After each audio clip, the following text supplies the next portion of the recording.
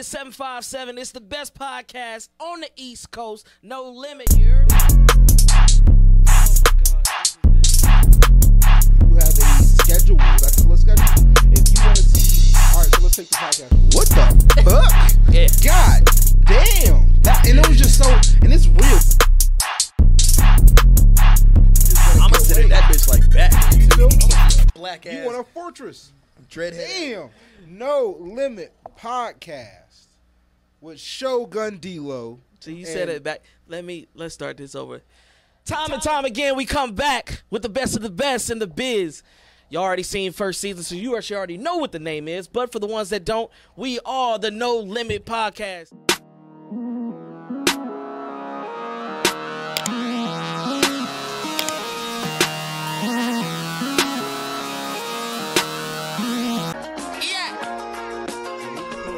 It's life. They ain't give no chances to Jimmy, nigga. And the ones that did, they left me empty, nigga. They can make the bread off, but won't split it with you. Helping those who ain't helping me, that's the bigger picture.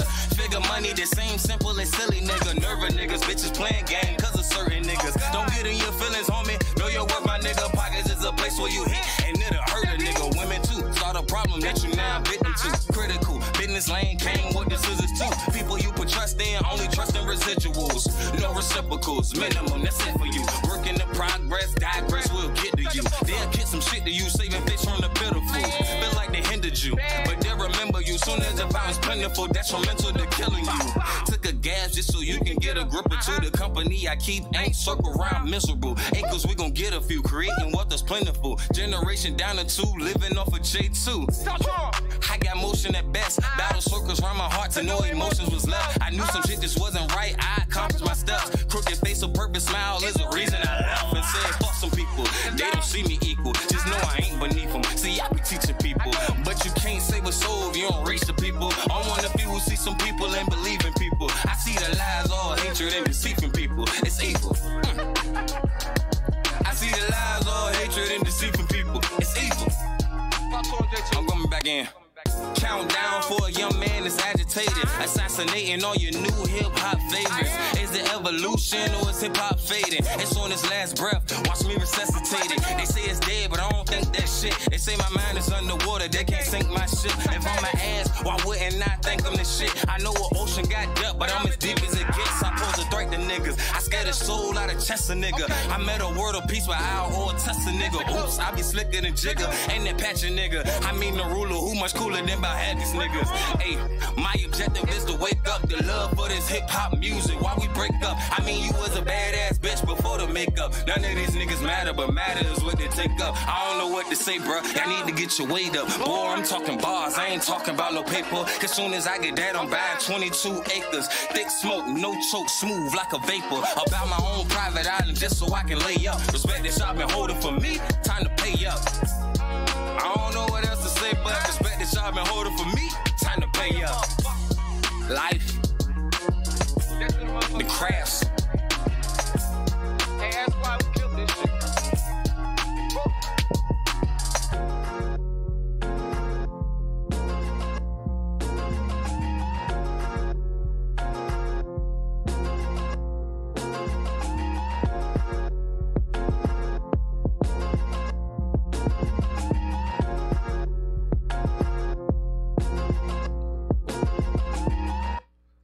You already know what it is, ladies and gentlemen of the 757. You are now tuned in to the best podcast on the East Coast, No Limit podcast with your guy, Just Ed and D-Lo, the Shogun in the building. How y'all doing tonight, man? And just like every week, we got another great, another banger, another person out here that's really on grind time.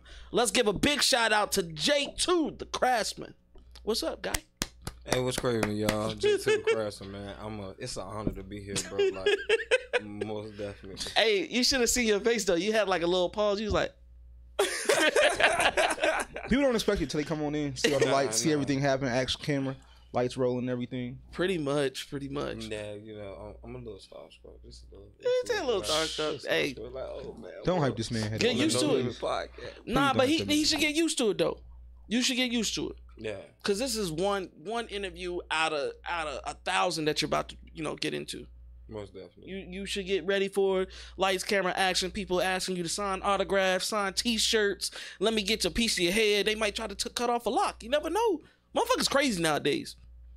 You can't lie. Motherfuckers is crazy nowadays. You right. You know what I'm saying? I gotta prepare for all of that. Yeah. God, Yeah. I didn't think about that. Bro. Yeah, this is Kevin Gates. Motherfuckers trying to grab your leg and grab your gonads and the baby kissing female. You gotta get ready. You gotta get used to shit like that. Motherfuckers is crazy nowadays. Sheesh. You gotta get ready. But ladies and gentlemen, like we always do, it's time for an origin story. Who is J2.ThaCraftsman? Well, I'm a loving father of 8 children. How many? Hold on. What the fuck? You're bullshitting. No, I got 6 boys and 2 girls. You're lying. Are you done? No. Really? No. What kind of tribe you come from? We Indian, but I don't know what exact tribe we come from. But I am like half Indian. Bro, half... stop bullshitting. You got 8 kids for real? He said you're not done. Yeah. You know who that sounds like? Who? A homie that we had on the show months ago, almost a year ago, when he was like, I got 6 kids and they all old enough to drive. Oh God. Was that Stretch? Yeah, Stretch Dollars. Stretch. Stretch Dollars. Hey, I heard that name before. Yeah, Stretch. See here, rapper out here. That is crazy. I don't know how you do it. You got a lot of energy in you, brother. Yeah, like you build a routine after a while. You better have one way of them. a routine. Yeah, it's like you ever watch Cheaper by the Dozen? Well, But they white. We niggas. We don't do that. I'm just saying. We don't do that. We do in a sense. Who you think you was, Nick Cannon? Let me break down. In a sense. Let me break down though. We do it in a sense. Think about when we grew up, like, right? You know, white kids, they got chores, but their chores was like light shit. Our chores, nigga, we scrubbing baseboards with toothbrushes and shit like that. But we built a routine of just staying clean, you know, coming home. We're going to clean up, do the homework, then we go outside. Right? Yeah. Right. White people just do that in, like, the most extravagant ways, and it be stupid. Like, it be, like, oh, man, I can't explain it. But needless to say, we both do have routines. It's just mine was different from watching Cheaper by the Dozen. It's like, this nigga had a large family but had no control because he was not in tune with none of his kids. This where I was different. I'm there from before birth. So I'm bonding while my kids in the womb, all 8 of them. Bonding with each one of them while they're in the womb all the way up to they come to the land. So by the time they come to the land, they familiar with my voice. I rap to them, I sing to them, I just go to the stomach and just start talking. Like, and then from that point forward, it's like when all my babies came out, they didn't go straight to their moms. They came to me. I'm like, yeah, we're gonna give it. I'm gonna do skin to skin first. Let her rest. She went through a little hard situation, pushing the baby out. Let her rest. I got the baby. I respect that. And I used to always convince them in that way. They'd be like, oh, it's okay, Dad. So you got a minivan or what you riding in? No, I got a truck. I got a 2010 Jeep Patriot. Okay. Yeah, everybody can't fit it. No, I was about to say, you need a Yukon, a Denali, and then an Astro van. Big got a car too, so we can fit some of them in there. But she got kids as well, so we might got a 3rd car behind that car. Shoo. We may do. Y'all got a fleet. Y'all need a service. Y'all just need a service, like just to follow y'all faithfully. That is wild. Now I have 2 myself. And I told myself I wanted 4 so I can spell love on my tombstone or wherever they bury me at. I got my L and my O. I just need my V and my E. But 8 is wild. Because the only reason I say 8 is wild is because even now as a parent, like my firstborn, that's my daughter. I love her. That's my princess. You know what I'm saying? My queen in the future and, queen in the making. But my son, that's like my heir. Like, look, you gonna carry that name. We need more of us out here. So it's like, how do you do it? How do you balance the 8 plus what you got going on in your personal life I know you said it's a routine, but still, that's a lot. Like, you trying to be a top tier rapper, and which again, once people find that out, they're gonna be like, oh yeah, cool ass dude. Like, you know. So like, for real, honestly, I tell anybody that got like a multitude of kids like that, like I said first, get in tune with each child, get to know them and what characteristic that you and them share. Like, all 8 of my kids got a different characteristic from me, so I bond with them through that, and then I also incorporate whatever they like. Like, my oldest boy, he's 12, so he's into girls now. That's his thing. So all day, that's all he want to talk about. But they all running like little packs. So my oldest 3, they run together. But my younger 3, and then I have a newborn on the way. Congratulations. Thank you. Was that included in the 8 or no? Yeah, that's included. Okay. Oh, I thought he said number 9. Nah. Yo. Like, but my younger 4, they follow 2 of the older 3. Like, that makes sense. Yeah, they do, but I'm confused. So as long as I got them 2, them oldest 3 in check, essentially, they gonna make sure the 4 gonna come. They're the leaders. They're them. the leaders. And it really be working like that in my favor, because like the younger 4, my 1-year-old, he don't know no better, so he always just, I want to get picked up. All right, cool. You got little legs. We slide us. We walking fast. Cool. Problem solved for me and you. I got a wagon. Yeah. Not holding you. You gonna learn with this. Enjoy this little ride, and we gonna keep up with everybody. And then his name Poseidon. So as long as I got water, he good. Like, we next to the beach, he quiet the whole time. He just want to go to the water. That's it. How did you talk the mother of that child, of your children, to allow you to do that? Because I'm gonna be honest with you. I hope she see this damn shit. I told her the V, I wanted Vegeta. But no, I couldn't get what I fucking wanted. Or like Vegeta's a god now. Okay, listen. You know, I've heard some, like my O was gonna be a Rochi. You are anime at its fullest, bro. Like, you really die hard. Yeah, like, bro, I was gonna take it there, like, or it was either gonna be Vegeta or Vash, like Vash the Stampede, like, okay. You know what I'm saying? Okay. Like, I can go for Vash though. You see what he get? I can you go see for what he Vash. get? I hope you see this. You see what he get? Poseidon, really cool ass name. I mean, I named majority of them. Really? Mm-hmm. So, what's your support system like? Because with that many kids, do you have a support system, or is it mostly I ain't just? gonna act like I don't. I do. My cousin, my grandmother, my lady, of course. I got a host of brothers. Okay. Who, like, how many brothers you got? Biologically, it's about 24.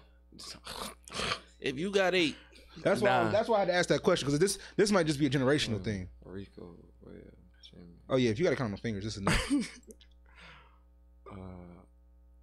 I got brothers I don't know. Okay. 2, like Keith. Oh, I never met him, but that's supposed to be my oldest brother. So it's like 6 boys. Papa was a rolling stone. They damn Doom, sure doom. They damn sure Wherever he laid his hat was his home. Yeah. And when he died, type shit. But okay, I like it. Okay, I'm getting in tune to who you While are. we on this subject, you know that's my favorite subject to start off with, though. What? Like, with anybody, is like how many kids I got, because I get the same reaction from everybody. It's a wow they always factor. be like, yeah, oh, you got kids? How many kids you got? 8. Oh shit! I had one lady, literally. We was in church, and she was like, "Oh, these your babies?" I was like, "Yeah, these 2 of them." Like, 2 of them. How many more is it? I said, plus these 2. I'm like, yeah, it's another 6. She said, goddamn. And I was like, in the Lord's house, though? he compelled her to say it. He compelled her to say it. Do you hear me?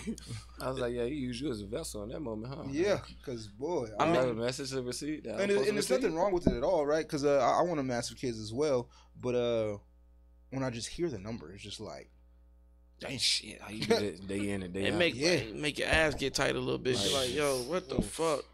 But not because I respect it because one, you said you're in all of their lives. You talked to them before the wombs. You know what I'm saying?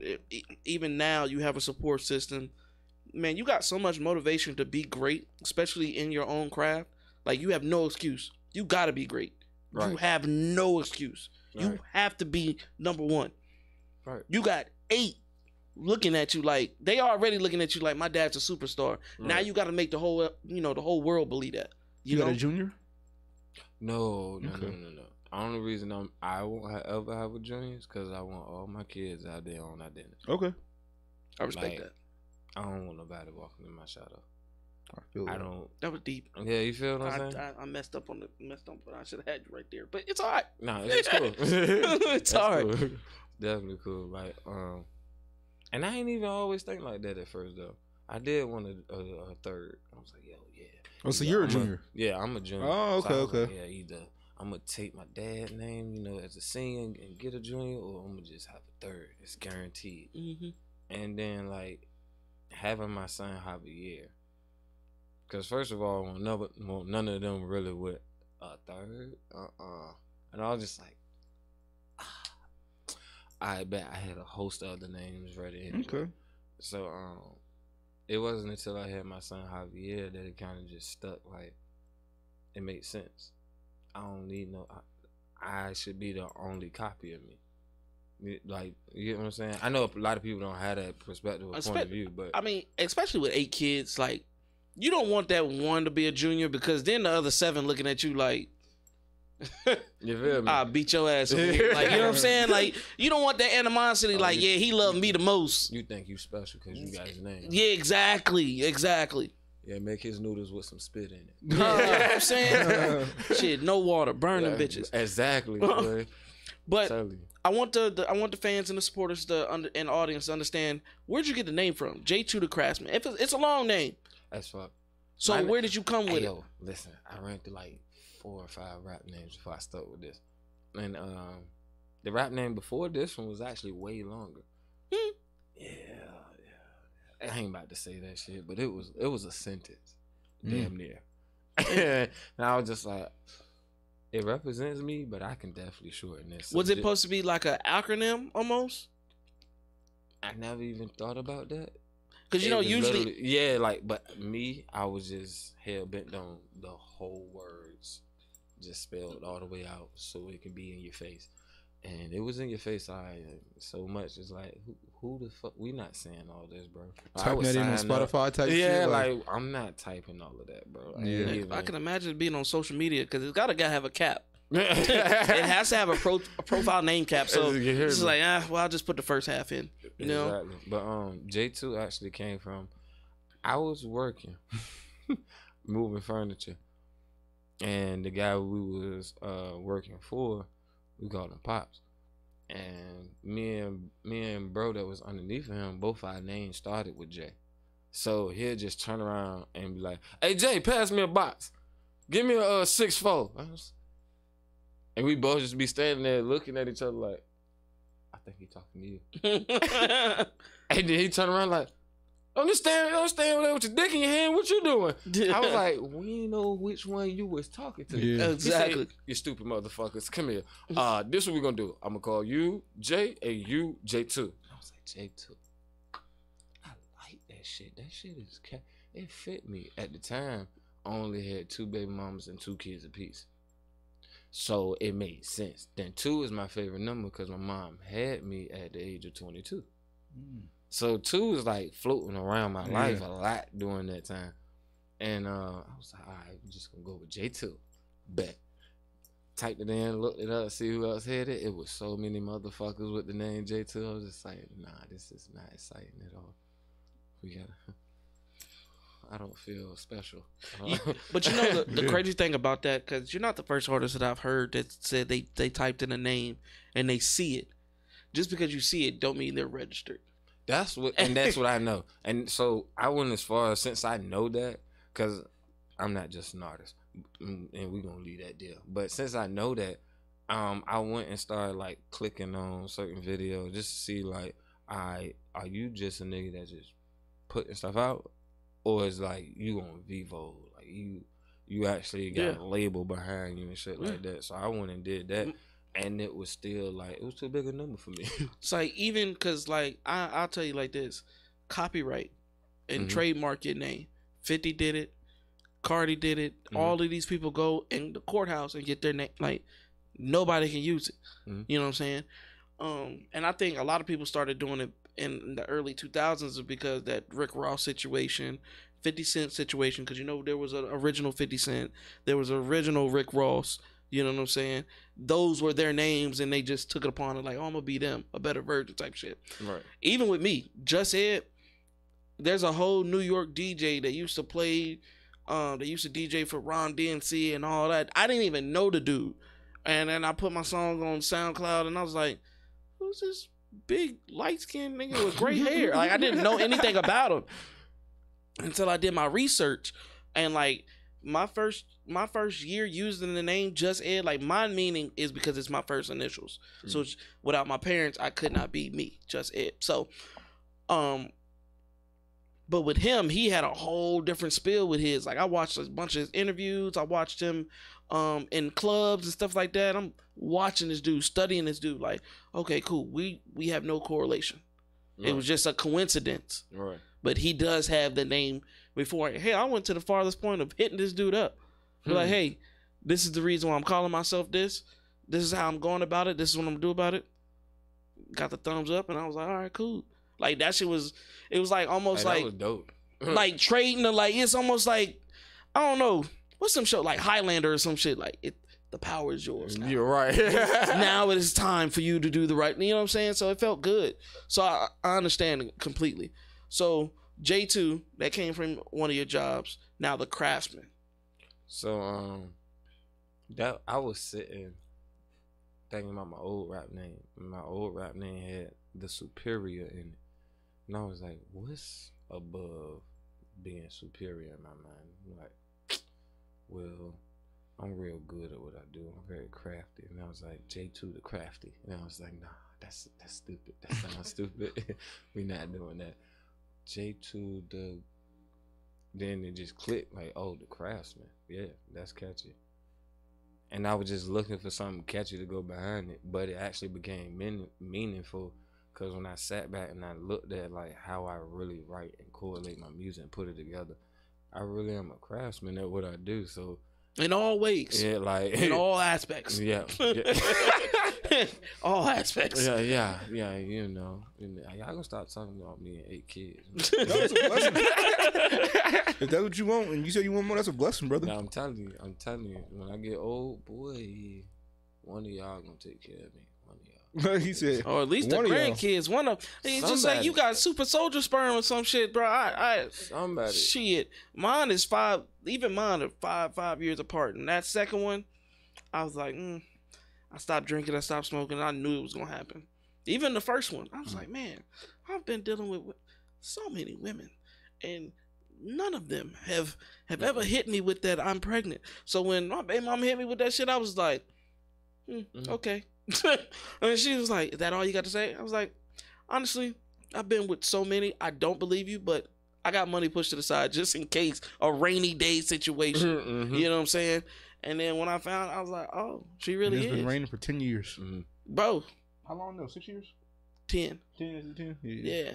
So it's just, yeah, it was just wild for me because I was just like, man, went to the doctor and I was like, doc, I thought I couldn't have kids. I know some people be like, oh man, I'm sterile, and they get all sad and shit, but I was just like, I'm winning. I'm free. I'm winning. No matter what I do. You know what I'm saying? I thought I was good. And he was like, nah, you cut out the smoking, you cut out the drinking, you started eating a little bit better, lost a lot of weight. And I was just like, so I did this to myself. Trying to live a better life. Essentially. Immediately got out left the doctors, found a fat ass black and mild. I was like, I was like, yo, kill him. That's what living a better life get you. Get you exactly. You know what I'm saying? For the audience, so they understand, because I know we got, we're connecting right now. But tell the audience about life, because we started off with that song, and you're a lyrical assassin. I got to give it to you. I definitely appreciate it. Because there was some moments I was just like, Nasty work. So before you start, I do have a question because, like you said, I was listening to what you were saying. Can you just go into the studio and punch in, or do you got to write out your stuff? I'm already writing and rehearsing before I get there. Okay. Yeah, like everything that I put out is written. Okay. Now I hate freestyling. Believe it or not, I do not like doing it. I gotta be drunk and just out. If I'm put in the studio, it don't matter how fucked up I am. I'm gonna be like, put the beat on. Turn the freeway real quick. Yeah. No, I don't blame you with that one. So yeah, get into life for us. Where does the inspiration from that come? Honestly, it's a diss track. Is it? That's actually a diss track because everything in there that I'm talking about is factual. It's events where people really just belittle my character, like the kindness and the genuineness that I offer. Even as being an artist, like I went from just performing to hosting to now I'm throwing shows. Okay. So like you know what I'm saying? Like that's 3 major leaps for me. So each experience, I'm like, feeling like people putting me on. No, that wasn't the case. People will really manipulate and use the shit out of you as an artist. That's why I say I'm more than an artist. I love to learn the business aspect of what everybody's job is, what you supposed to get, how much I'm supposed to get in the end. Like, I love learning all that because those experiences that I'm talking about in the song taught me, like, all right, you need to know it. Because your manager can't do everything. Like, you need to know it for these purposes right here. I will tell you, like I've been telling everybody else that comes on the show, to be like, oh, I need a manager. A manager in a musical career is only needed if you have things to manage.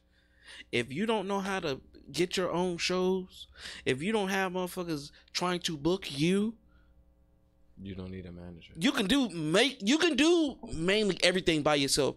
Like, for example, Limelight. Shout out to Stephanie. I was working with her and he was with me, so he can attest. Going to shows, doing this, rehearsals, photo shoots and shit like that. And then when I kind of died down from the music, and I was like, man, I want to do something else. I want to help artists. I don't want to do this artist shit no more. Because once you look in that doorway, I don't know if y'all watch Full Metal Alchemist, but when you look through that doorway and see what the music industry really is, I'd rather help artists prevent themselves from getting fucked over, spending so much money on people that don't really give a fuck about you. And then when they started doing podcasts and stuff like that, and we were doing a couple episodes, and I was like, Steph, I need a manager, man. Can you help me with... Kid you not, and she can attest to this. She was like, why would I need to manage you? I was like, what? I was like, you the ace boon cool, mama? Like, she was like, nah, you know the business. You know the game. You know how everything works, how everything ran. Why would I need to work with you when you know exactly what I know? She was like, if you're learning something and you want some more advice on it, then I'll give it to you. But me being your manager would not be beneficial for you. And I sat there and looked at the phone for a little bit, and I was like, damn, you right. Like, you know what I'm saying? I get it. But yeah, artists, I see so many artists that be like, I need a manager, I need a team, I do this, then the third. Better get your ass up and grind. Yeah, exactly. Do you tell people you need help? You know what I'm saying? Do you need a team to pay the water bill? You need a team to pay the electric bill? You need a team to pay rent? Nope. No. You get your ass up every day and you go to work and you do what you got to do. Exactly. So if you take your craft seriously, you go get your ass up, you're going to do what you got to do. Whether exactly. That, you know what I'm saying? It's that simple. I was talking to my homie the other day and I was talking like, I manifested my team.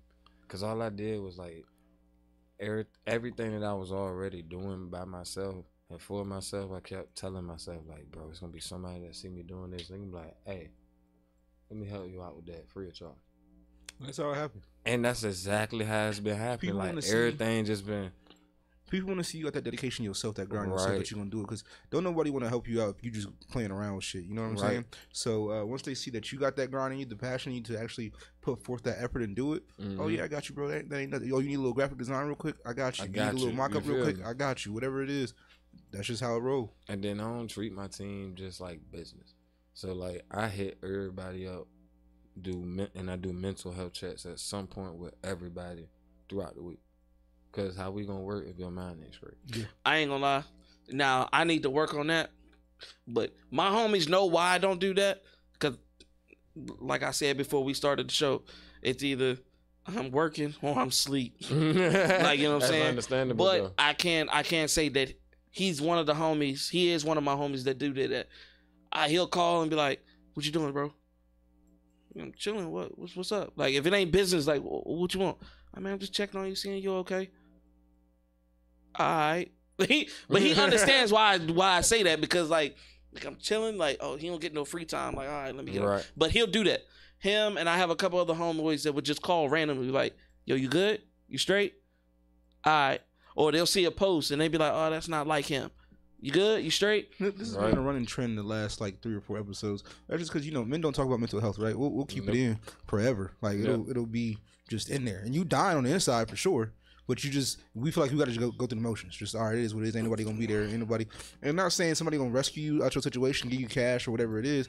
But sometimes we forget how helpful just the ear can be. You know what I'm saying? Right. So you just always want to check in on your peoples and your partners, especially when you have, like you said, when you have business together. Right. Because, you know, last week we had that hiccup where I was there. He had to call my mom because he was right there. I was panicking, bro. Yeah. I was panicking, bro. I started drinking the wine. Yeah. Bro was sitting there pacing back and forth. He like, man, listen, I'm sorry about it. I say, bro, it's cool. Bro, like that shit had me, like, nigga. Cool. I thought you was dead, bro. I was like, yo, yeah, because he was really worried. Yeah, so you like, gotta. That's not like, bro, that's not like me at all. I'm quick to answer a phone real quick, and so you just gotta really tap in and make sure everybody okay. Because you know, if I fall off, that means this gets derailed. If he fall off, this gets derailed. Other things get derailed in his life with family and stuff.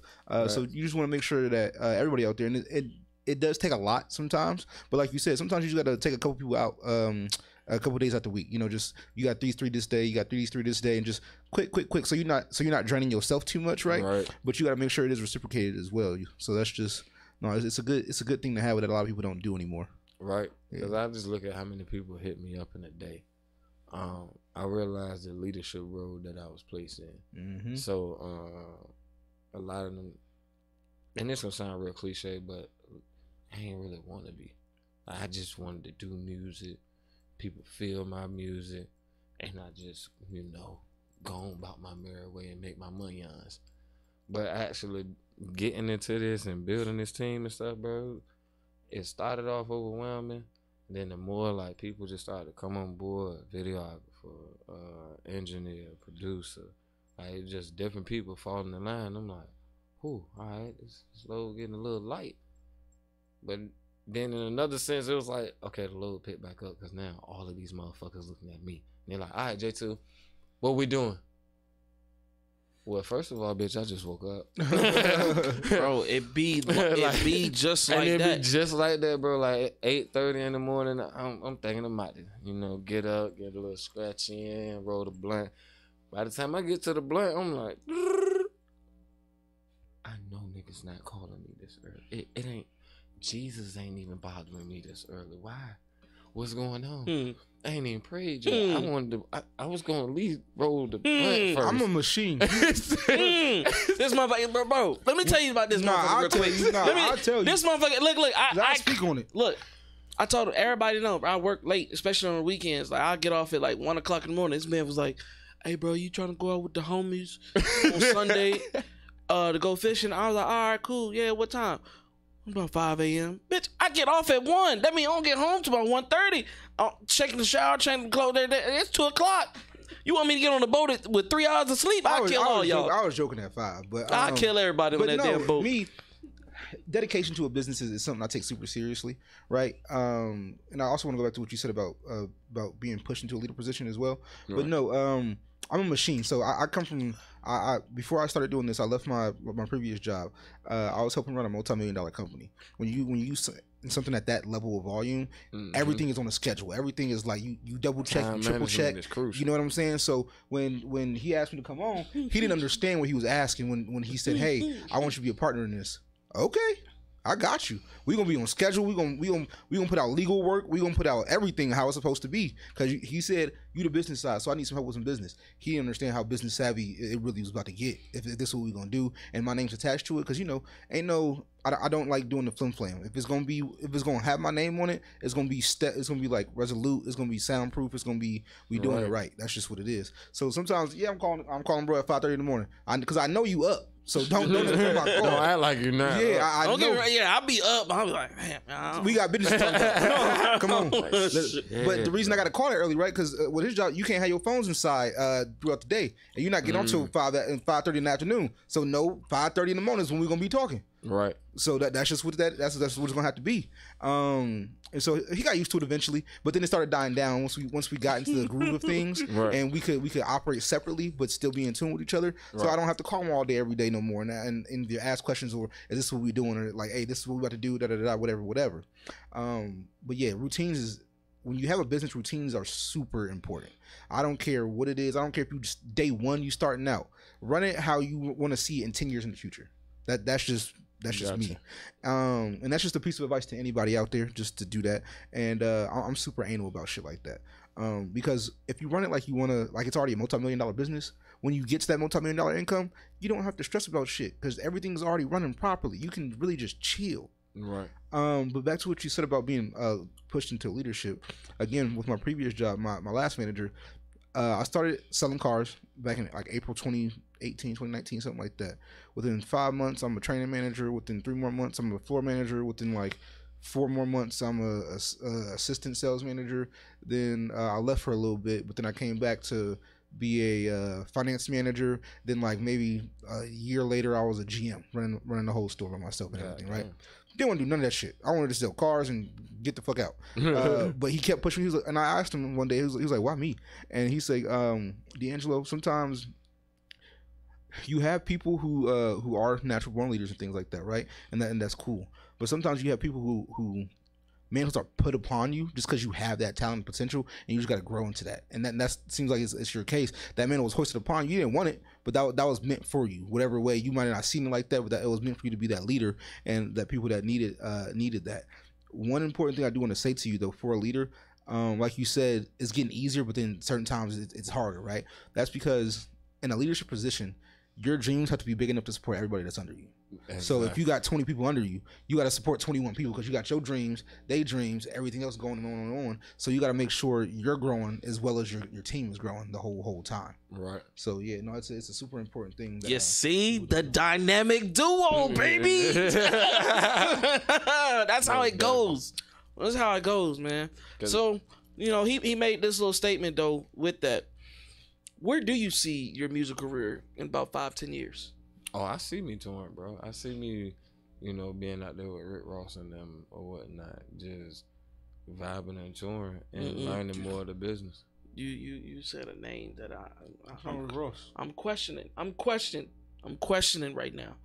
Why? Who's your top 5? All time. All time, dead or alive? Oh, bet Smokey Robinson is first. Damn, that's crazy. But it was just so you don't hear it. I love me some Smokey though, bro. That was a writing motherfucker, bro. Yeah, and that's why I love him so much. That's why he #1. Because when I learned who he wrote for, for himself, I was like, damn, like them lyrics back then was plainly poetic. And that's the most simplest way I can explain his lyrics, but that shit was like top tier for me. So I really studied Smokey and his writing, and that's why I write the way I do. Secondly, it's crazy because y'all mentioned him, 50 Cent. I admire him for his hustle in the music industry, like how he came in and he did exactly what the fuck he wanted to. That ambition. You feel what I'm saying? Like gangster. Like, but also on the musical side, he literally rapped his life. Like he lived there, and he still to this day lives in his music. When he rap, he's rapping about what the fuck he's doing. Correct? Mm-hmm. Yeah. So I took that aspect from him. I still hear them gunshots for heat. Oh my god, that was just something different for that time. I didn't even like this artist at first, but I gotta put him third because I do get my wordplay and metaphors from him, and that's Wayne. Okay. You didn't like Wayne at first? I hated Wayne, bro. Really? Like, that's controversial. Oh, I hated Wayne. I hated Wayne until I heard the Carter 3. Okay, that's one of the most. That's understandable albums. though. Yeah. But no, the block is but we were so I don't know about you, but when that shit came out, I was so young. I was too young to understand what the fuck. I was so young. It was when I got older. See, the Carter around me was on it though. They was the black. I'm like, man, bro, they 400 degrees. Dumb. That just different. Different, but okay, I respect it. Is that 4? That's 4. Smokey, 50, Wayne. No, that's 3. Yeah, that's 3. Yeah. Oh man, how can I? My boy Gates. Kevin Gates? Hell yeah. Really? Okay. I was gonna put Gates at number 1. You the freak. But you got 8 kids, don't you? You a nasty motherfucker. Well, man, say yes, Lord. He's a nasty motherfucker. No, I used to be a big Gates fan. I fell off maybe in the last. I think when he went to jail, actually, that's really when I fell off of Kevin Gates. Gates got weird after jail, bro. Yeah, I'm something happened. I ain't gonna lie. I'm not gonna lie. Nah, I wouldn't say something happened to him, but something happened. He did a whole different. I do respect his sense about spirituality and everything. Right. Because it's definitely a unique point of worldview, but it's just sometimes he be going left. I follow him in a spiritual sense to a limit. Yeah. And really, I say to a limit because it's like anybody else. Certain shit, I'm just like, oh no, that's not me. Yeah, like that don't apply to me. You can have that. Everything else, I feel you on it, but that portion, you can keep that completely. But with Gates is more so. I like his diversity. You ever listen to him get on different types of songs or beats? Other people's beats and he get on it and own that shit. And he always but he can fit into a pocket. Right. And I love that. I definitely love that. He talks about the abuse, and when I mean like abuse, not like physically, but the abuse emotionally and mentally around, with people around him. Like he really be giving out love to the people in his circle, and then when it's not given back or just thrown in his face or something like that. I like that shit. Like he tell you the real, like nigga, I had your back when He just dropped the tape called The Ceremony. I didn't mean to cut you off neither. No, you good. The first song called Ceremony is my favorite shit. Then he got a track up there called Protect Children.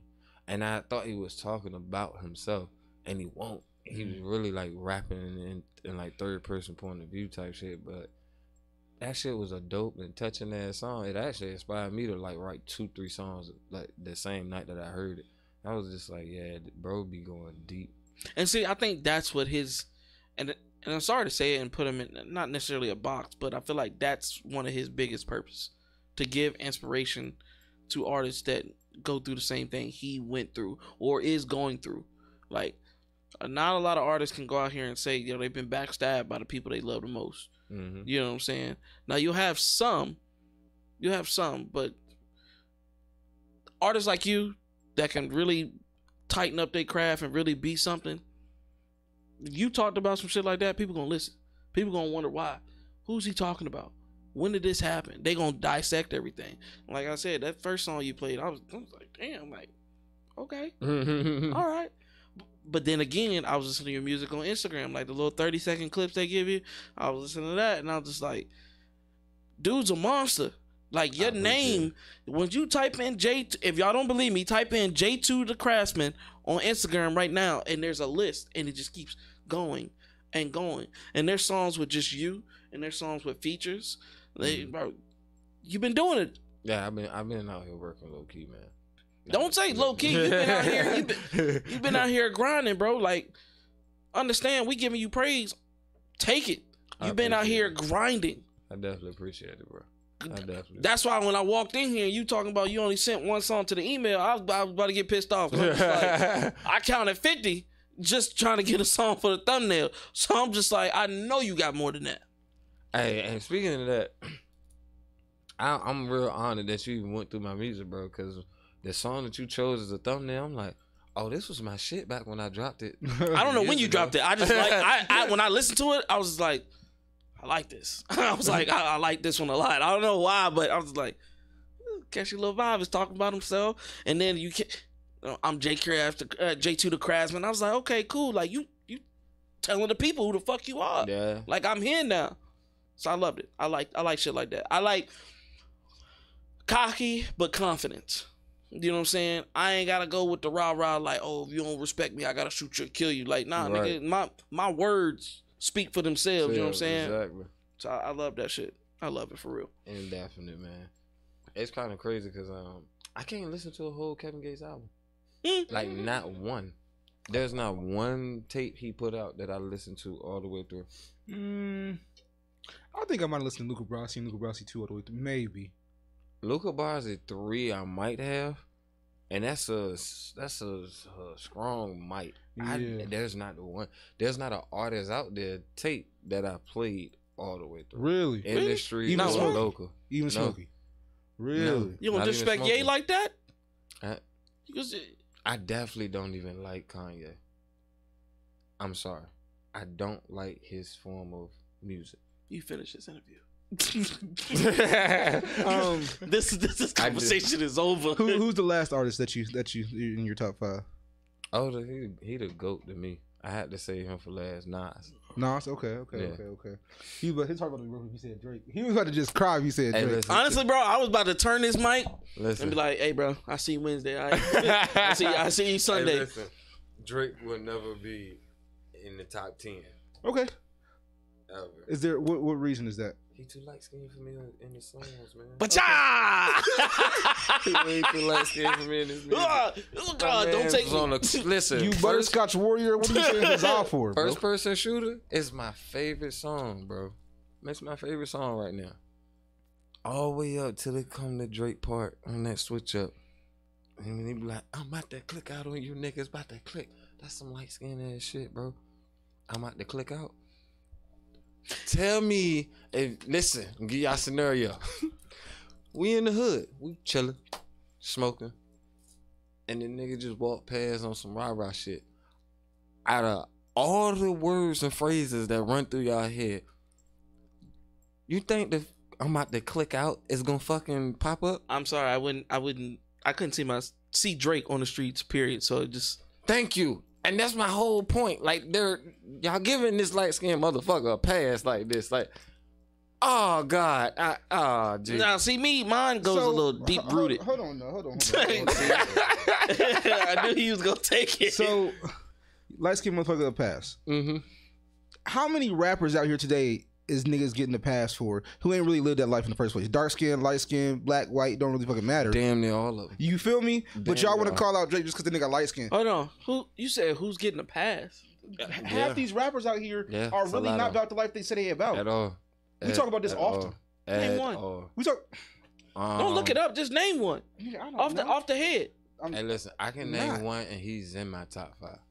Who? Wayne. You don't. Not at all. Look, go read. Like, look at his interviews and documentaries. Wayne came up in the hood, but Wayne is not street. Okay, so Surf. That's crazy that you said that. Surf was doing an interview or whatever like that, and he was talking to this one nigga, and he was just like, every nigga is from the block. Every nigga is from the block. Just because they got their parents moved in this neighborhood, technically they from the block. So technically they from the streets. They just don't live that street life. So I understand where you're coming from right there, and that's ironic because I watched that video this morning. That is weird.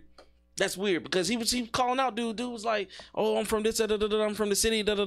He was like, "Yeah, you from the city because you moved here or your parents put you here, grandma, auntie, or whatever like that. But you weren't in the streets."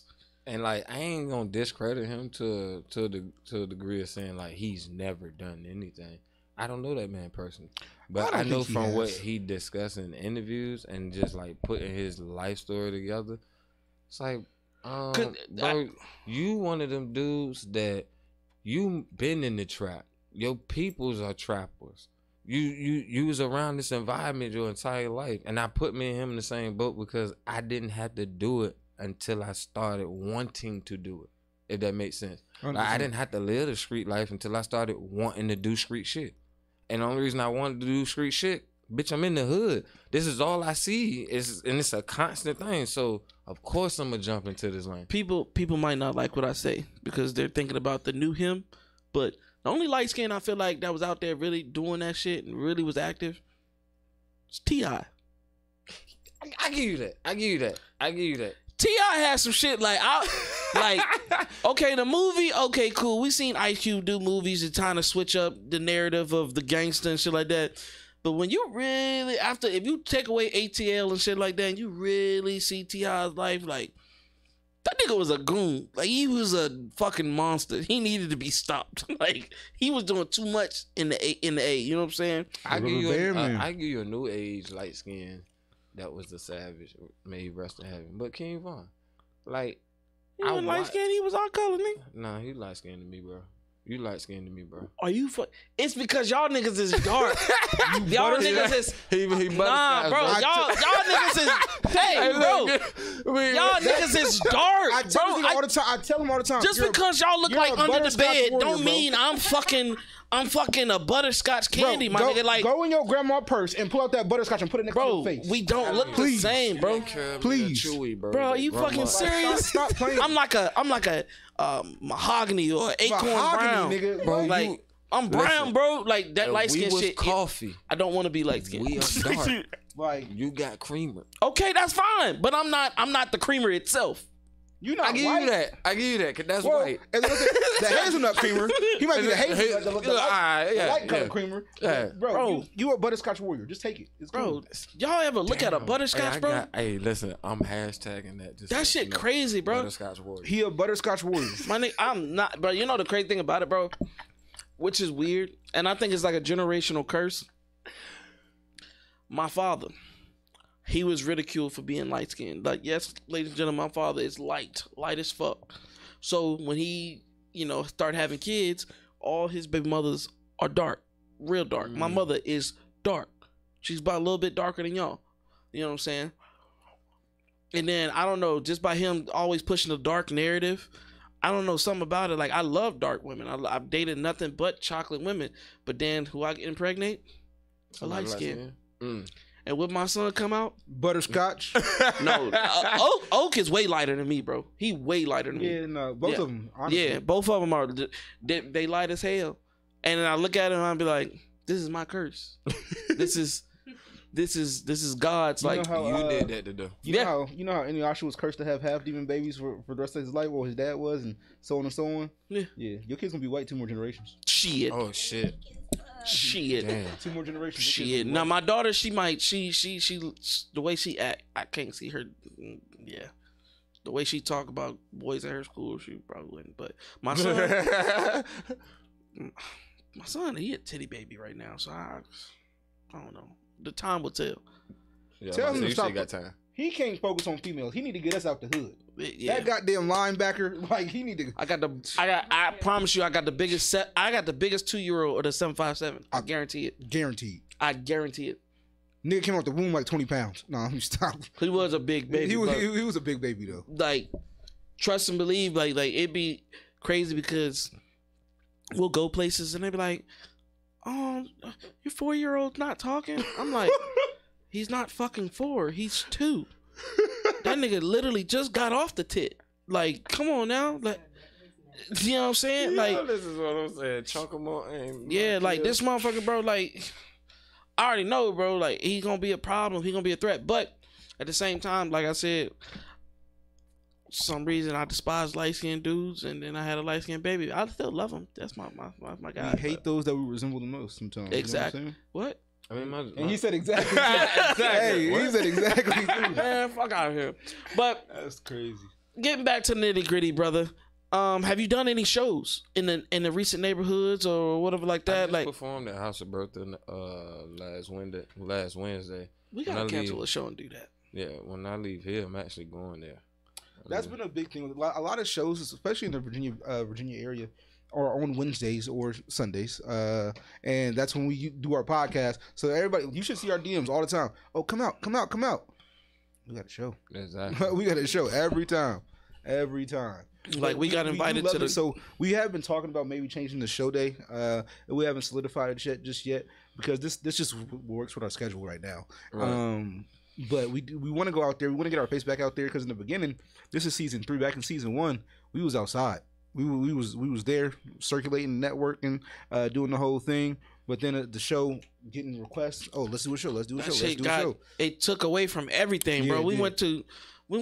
I would say we took a whole week and we went to every show, every event that was hosted on that week, and we ain't been outside since.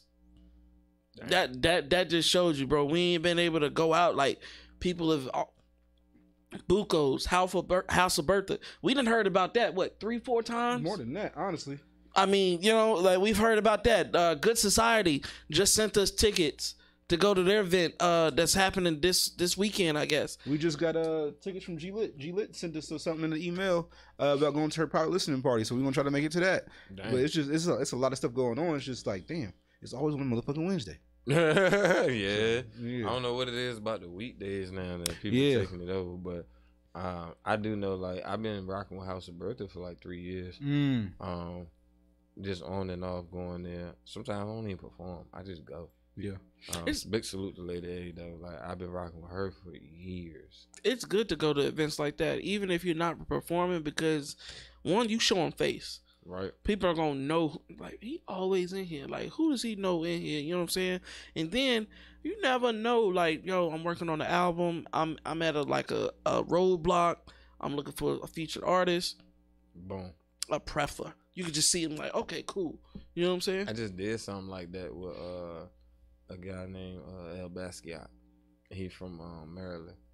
And I just pulled up to the studio. My producer, Esquire, we both work with him, and he hit me up. He's like, yo, what you doing?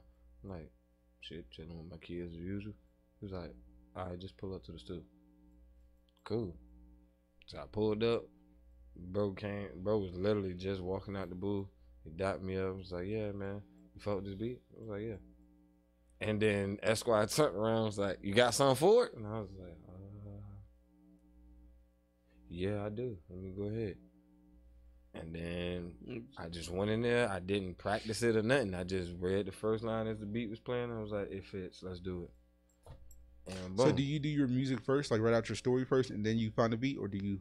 Nah, most of my songs are already written to a beat. Okay. I just know how to script it and put it to something else. Like, I've been doing that a while. I lost like 350 songs one day. Damn. In a notepad. I found 6 notebooks from when I was 13 writing music. The same day that I lost the 2, like the 2. Yeah. Like, you get what I'm saying? Like, so I write a lot, bro. Okay. Like, the universe is telling your ass, take it back to the basics. Do you feel me? Like, a lot of them songs I revamped, and a lot of them I actually put out recently. I just rewrote it. That's wild. And it was crazy because the stories I was telling 10, 15 years ago, it's like I'm living those stories right now. And it was like I was writing shit back then that I thought, like, all right, this is what I'm going to be doing next week, next month.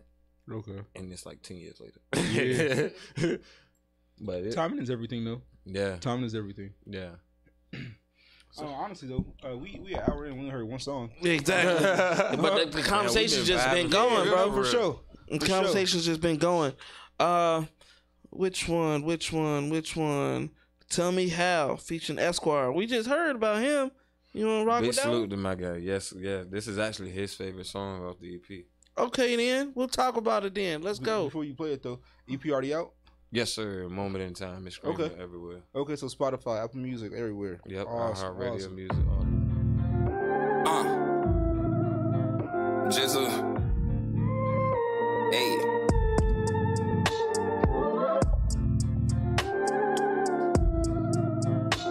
I know what you expecting, but it's a little different. A lot of pain what it's come to. Nothing of a shame what I'm going through. Feelings ain't the same, no fam too. A little bit of distance as I pass through. People steady lying till it's bad news. I know I'm a lie, I'm a handful. But it's all pure love, they be playing too. Bring out the best of me, for example. Cause ain't nobody perfect, understand, boo. Heart on the ropes and it's hurt too. Tread light with it, baby, because it's fragile. I gave up on love because I had to. Ain't nobody being honest, that's the sad news. They self, they help, so I ask you, why should I care if I ain't a bad dude? No straights, I'm straight up front too. But let me ask you, tell me how can't you see me now, see me proud as can be. Tear me down, below ground, way beneath. But tell me how this could be. How could you tell me forever you love me? Hey.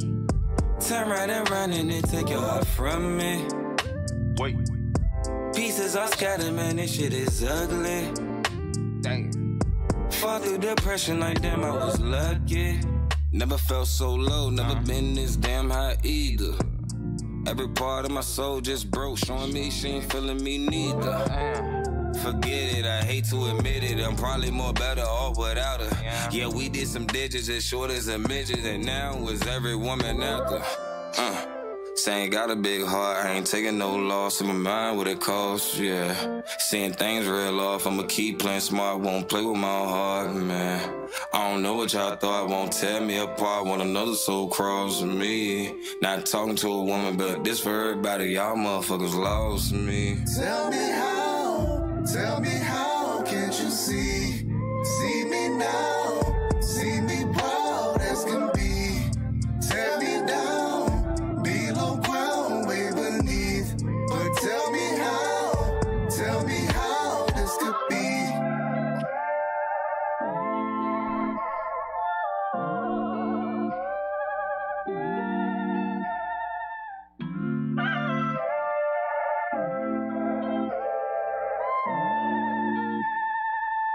So that was Tell Me How by J2.ThaCraftsman featuring Esquire.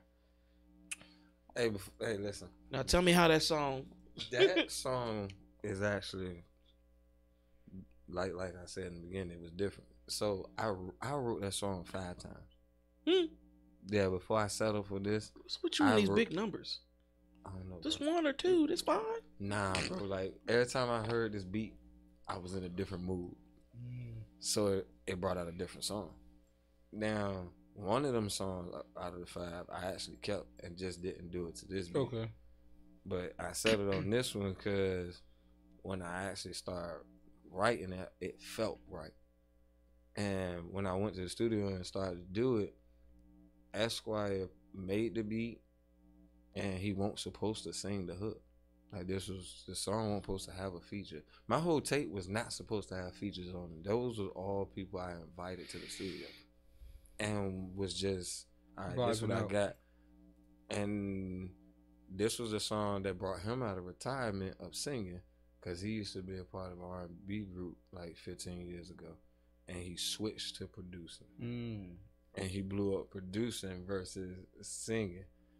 And so like the irony of him doing it, like, I never forget it. I was in the booth and I started singing, and I got to like the second line, and he was like, "Hey, yo, come on out." And in my head, I'm like, God damn, I was that bad. Yeah, if a nigga tell you to get out the booth, like, yo, get the fuck out. It was an immediate, cause I'm in there, Tyrese in there, bro. I'm like, tell me how. I'm trying. Yeah. And my man's click. Hey, yo, come on out. And he said it straight like that, like, "Hey, yo, come on out here." It's like, Jesus. All right. Damn. Go out here. I hope he ain't got a lot of negative things to say. I'm gonna just leave. Like, talking about a dude that's Grammy nominated overseas like 3 times, man. I can't take that embarrassment. Like, I brought my girl up in here. What's wrong with this? So I came out and he was like, "Yo, don't worry about doing your hooks. I got you." I said, "So you want to sing?" He was like, "Yeah, send me the lyrics." Okay. I mean, I'm intrigued. I'm ready to hear this, because you do know if I don't like it, it's like, yeah, I ain't worried about that nigga. It's like, oh, you got that. That's confidence. He confidence, like and you bro, gonna like he it. went in there and it came out like that, and I was just like, oh, I'm sorry. Yeah. yeah, you gotta hit on. well, I'm sorry. man, Birdman said, I'm gonna put some respect on it. Yeah. Cause that jump, it turned out fire. It turned out fire. I was actually depressed as hell when I wrote this song, like legitly crying. In all versions or just this version? Not just this one. Okay, I gotta be sure with you. Them, like 2 of them, I was talking nothing but cold shit. One of them, I wrote a love song, and then it's this version, and I don't know, this version felt better because I felt like the little harmonic sounds that sound a little kind of down. I was feeding off of that. Okay. And that's what every beat I choose, it ain't the whole beat. So like together, it'd be like one sound out of it that'll grab my attention. I'll be like, ooh, I like that. I like that. Put some 808s around that. Do you like because this was different. I haven't heard this one yet, but do you like sticking to one genre? No. Or do you like creating your own? No, I like exploring. Okay. So like I'm about to try my first gospel, like not gospel, because I already wrote like 5 songs. I'm just waiting to record those. I want to try country. I already got pop. That looks like it's a new wave right now. Right. Country for black. See, the crazy thing about country, we've already had black country artists, country superstars to be exact. Exactly. It's just now that the pop and rap culture are seeing a decline, niggas is like, what's next? You know what? Let me go ahead and jump ship real quick. Yeah. I can see this is going to be, it's going to, like rap, hip hop is going to be at a plateau. Country right now, the black, I don't want to use these words to be exact, but the black face in country is about to explode. There's going to be so many people that are going to be more confident as black artists to be country artists. Bro, you're going to see so much more. Like in the next 2-3 years, I'm sorry, white folks, but we coming back to take what was ours. You know what I'm saying? And after that, alternative, you next, motherfucker. It's like, you know what I'm saying? That's what's basically about to happen, bro. Like, honestly, for me, I would love to see the black culture, the black community go back to blues. Not R&B, not rhythm and blues, just straight blues. Right. Like, if I can get blues, bluegrass, black artists. Leon Clark, Gary Clark Jr. You don't listen to them? Who? Gary Clark Jr.? Who the hell is that? What? You sound like a superhero. Gary Clark Jr. is one of the best blues artists. Like his guitar, he has a song called Please Come Home. It's an older song. I think it was released 2015, 2016. He still puts music out to this day. But one of the coldest guitar solos I've heard since like Jimi Hendrix type shit. Like, this man, and I think it's like a 3 to 4 minute guitar solo in the song. You said, please come home, and all I can think about is that crackhead that was in that store. Please come home. I got cheese and bologna. That nigga was killing that shit. And they made a remix out that nigga. Like, so when you said that, I'm just like, no, you gotta respect him, Gary Clark Jr. Gary Clark Jr. is that guy. Send me the link, because I would love to find somebody else to listen to. Leon Bridges, Gary Clark Jr. I listen to blues. I listen to shit like Smokey Robinson. I listen to that still to this day. Right. I like that that old bluesy soulful feel, because it has meaning, has substance to it, right? And it invokes something in you that sometimes rap and hip hop doesn't do anymore. Exactly. So it's a different feeling. Because I'm not the rah guy. That's just not me. But if you want to talk about real emotion and feeling and longing for things, to whether it's to belong, whether it's love, whether it's faith, doesn't really matter what it is. If you want to belong to something, I feel like blues and soul is really where you should be listening to, and I feel like it just gets overlooked a lot. But no, it's still out here. It's still out here and popping. Now, is it prominent? That's a whole nother discussion. That's what I'm saying. I would like to see it top tier, like as a genre, be on the top 5 of the genres. Like, I would love to see that. That's different. No, they're not. But they do their goddamn thing for sure. Okay, I respect it. Well, we got some homework to do. I brought my New Year's in at a I want to say it was a jazz little concert, but it was a dude playing a saxophone. And it was like the dopest performance I ever seen. What a one instrument. Yeah. He had a band with him and everything. Panty dropper. He never used words. He played the saxophone with words. And that shit was like so dope to me. And I did that for New Year's this year. It was in a room full of fucking millionaires. I think that was the dopest part of it. Like everybody in there owned like either a few buildings on the block that we own. One guy owned the building we was in. Mm-hmm. Most millionaires don't like to hear words. They don't like to hear what you trying to do. Yeah. They just want to feel it. Yeah, that's all they want. That's all they want to feel. That's like, you know what I'm saying? Like I've seen multi-millionaires. Like they classical, jazz, you know what I'm saying? Maybe opera. Bro, they listen to it because the work. I'm sorry to say this, but sometimes if your wordplay not good, I wouldn't say good, but if it's not up to par, most motherfuckers that got money ain't trying to listen to that broke talk. Nope. Like y'all talking about getting bread, but to niggas that already got it, that shit don't influence. That shit don't click to me. You know what I'm saying? It don't. But before we get into another topic, can we start another song? Let's just say this is a Dream. Yeah, feature my guy Kilo Kai. That's my brother. Kilo who? Kilo Kai. Oh, okay. Oh, I see where it's typed up. I said, nigga, they don't say Kilo Kai. That says MP4A. All right, let's go. Hey, Kilo. Hey, man. I ain't want to really get too into it, but I want to touch some little subjects. You know, it might get a little touchy for people. But I don't really give a fuck, though. Okay, yeah. And I'm a little musty in the studio. We ain't talking about that. Okay. Thought I conversate about some shit that I go through. Granny always told me, son, patience is a virtue. But that was after my conscience was late past curfew. Remember being repoed from them people off curlew.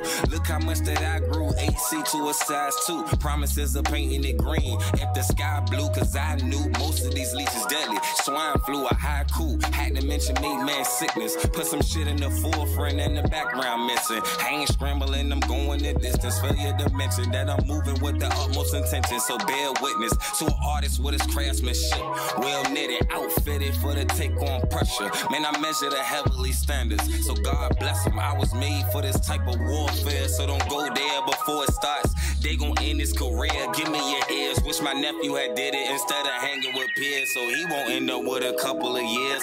No tears, cause his moms don't care, and I feel it. That shit hit a little different when the love from your mother not a feeling.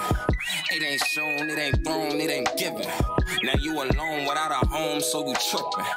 I don't think they even care when I'm missing. Vibing all alone, giving distance, so I can make some better decisions. Follow my difference from them people who be claiming they living. I'm really in it, can't recall any fucks that was given. That's slick pimping. Sheesh, another piece to my puzzle, me not get to see. My history created bitch-like tendencies, creating statements that's awaiting just to hinder me from being me, the greatest father they could ever see. Now talk to me. It's just me and the craftsman, they been asking for it, so I had the floor, they passed it the torch. Now it's flames, what I got in store. And also in this board, when I drop just to burn your door. 7 city boy, but the voice travel around the world. They say my raps are pure. I'm the last of a dying breed. It's fewer and fewer of us, nigga. Still applying pressure, I'm the type to pull some nigga. Not a gun, but a bad one to chill with a nigga. Man, y'all gotta relax. I got my own vices, I know what it's like to relapse. I left rap, but the drugs brought me back. Ain't that a bitch? I don't even like to listen to beats. Without a split, I like to drift away, risk it all. The chips for where they may. I get involved and I involved in all with MIA. Now they begging for the drops, it's just supply and demand. They wait for the man, it's like I got them all in the trance. That's why it's family, not fans. I swear that I'm locked in.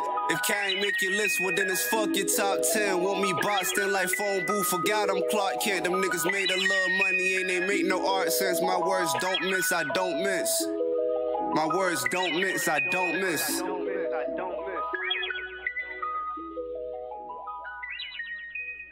That put me in a vibe of a 1996 Joey Badass album. I was thinking that. Yeah. That's that vibe that I felt from there for sure. And that's honestly, even to this day, that's one of my favorite albums by Joey Badass. Yeah, that's really what got me started. Cause I was listening to Joey Badass before that, but that's what really stamped him as one of my guys. But no, I fucked with that. You needed videos of this shit. I'm actually about to shoot that this weekend. Really? Yeah, you need a video to this because this right here, like D-Lo was saying, like I wasn't getting Joey Badass, but I could see the story. Like I was making the music video in my head as it goes, and I was just like, "Yo, this is a struggle." It gave like a struggle, like you know what I'm saying. You trying to put your time and everything, and when you try to let things go, it comes back. Like the world kind of forces you back into something that you tried to let go. Like my homie who said that verse, he was like, I quit rapping and it still came back to me. Ain't that a bitch? And I was like, I felt that. Yeah. And I understand that. Like you quit some shit like, yeah, this is not working. It's not working. But the universe is like, nah, you just ain't worked hard enough. I'm gonna put it back in front of you. You're going to do it. You're going to succeed. This shit need a video. No offense to the last song we listened to. But compared to this one, yeah, top tier. I don't think it's a thing where every song needs a video. Some songs do, but every song doesn't need a video though. Because some things they explain themselves so well enough into the song itself. Right. You don't need a visual representation for it. But this one, I feel like it would definitely do some serious justice. And then put that bitch on a grayscale. Don't give it no color. That's honestly what I was thinking. Don't give it no color. Grayscale that bitch. Videographer was sitting back talking. That's the one that called me earlier while I was sitting here, and we was talking about it. I was just mentioning to him like, bro, I don't want no color in this video. He was like, I was thinking the same thing. I was like, this is why we work. Yeah. This is why we click. This shit don't dirt. No, I wanted to be like, just you know when you in the rain, bro, and it makes everything feel dirty, nasty. Like it needs a little drizzle, maybe a little rain in that video, and just thug it. Cause that shit was a thugged ass song. That shit was nice. I like that. Appreciate again. The Craftsman, ladies and gentlemen. But there's a reason why he's called the Craftsman. That shit was fire, bro. But we're gonna get back to the nitty gritty. You already got a manager. You got a team that you're building up to you know, the foundation is looking great. Hug of life. Exactly. So, but let me ask you this. Would you want a deal? Or would you want to stay independent? And if you would want a deal, who would you sign to and what does your contract look like? No, I don't want a deal. I'd rather stay independent. And with the reasoning of dictatorship, I don't want nobody dictating me and my moves, my money that I'm making, none of that. Don't try to control me and my team. I got us. What can you do? What are you willing to invest in us that we ain't already doing? Oh, so you would look more for a marketing deal or a distro deal instead of signing to the label. Signing on, because that basically, what else can you do? I got a videographer, I got a hairstylist, I get like literally all the things that people have in the industry that they be like, yeah, well, I pay them good money to do this. I literally have all of that at this level. Yeah. And it's like, so what can y'all do for me? I got all my paperwork in order. I have a electronic press kit. I got even. Hey, hold on. You feel me? Not everybody's gonna understand what he just said. So say it again, and I'm gonna break down the. Oh, my EPK. There you go. A lot of people do not know what an EPK is, what it does for you, and why you need it. I ain't mean to cut you off. It's just, and this I explain to an artist in simplest form. It's a brochure of you and your music career. That is it. Put it like this, ladies and gentlemen. Just Ed got an EPK. I got multiple ones because I revamped myself a couple times into my career. So you gotta have it. Exactly. And most labels, most A&Rs, that's the first thing they're gonna ask for. That's what they're looking for. That's the first thing they're gonna ask for. And it doesn't have to. It doesn't even have to be flashy. It just has to be you. Mm-hmm. But most motherfuckers want to skip that part. So it's crazy. You are the first that has ever said that on the show. Congratulations. I definitely appreciate that. I said it in the beginning, bro. I'm more than an artist. Like when I actually started having them encounters, with business deals and stuff like that and talking to folks, it was like, bro, I don't like feeling like the dummy in the room. I hate that shit. Especially if y'all two talking about something concerning me and I don't know what the fuck y'all talking about. I don't like that. Now I'm going home and read the dictionary at the source. I'm gonna start looking up the words that your ass. I remember that you said all of that, and I really went home and started doing that for the mere reason of like I'm not about to sit in business meetings with my manager, with anyone, and I don't know the terminology in the room. Yeah, because that's how you get manipulated. Exactly. But I'm gonna throw an offer out there for all the artists that do not have an EPK. I got some people that can do it. My Different manager people, different. does it. Yeah, I got 3 people that can do it now. So, EPKs, BMIs, ASCAPs, getting your songwriter license, getting everything, your songwriting sheets, all of that. If you need it, you know who to come to at the end of the day. You know what I'm saying?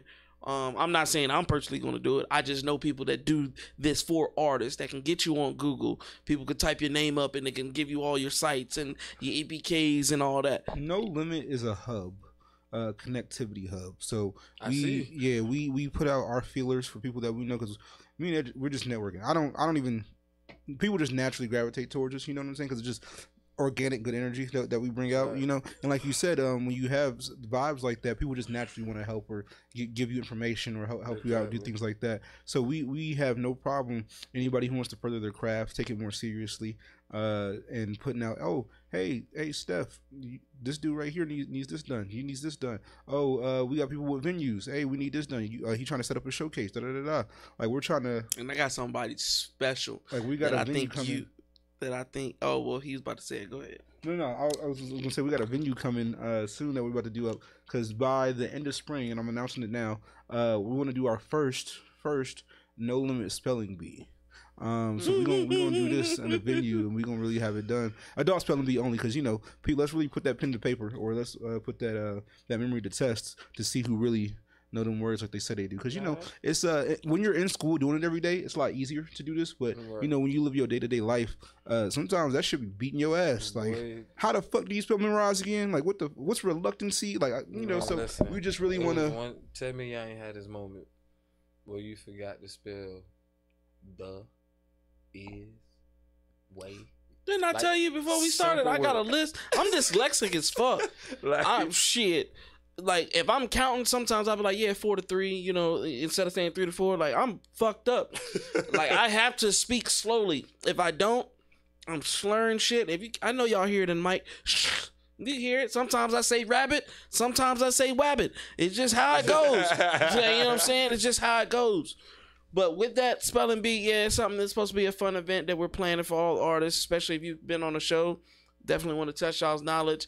But to add to that, we have somebody that is guaranteed to put y'all on the map. Nobody has been on his show that hasn't been put on the map.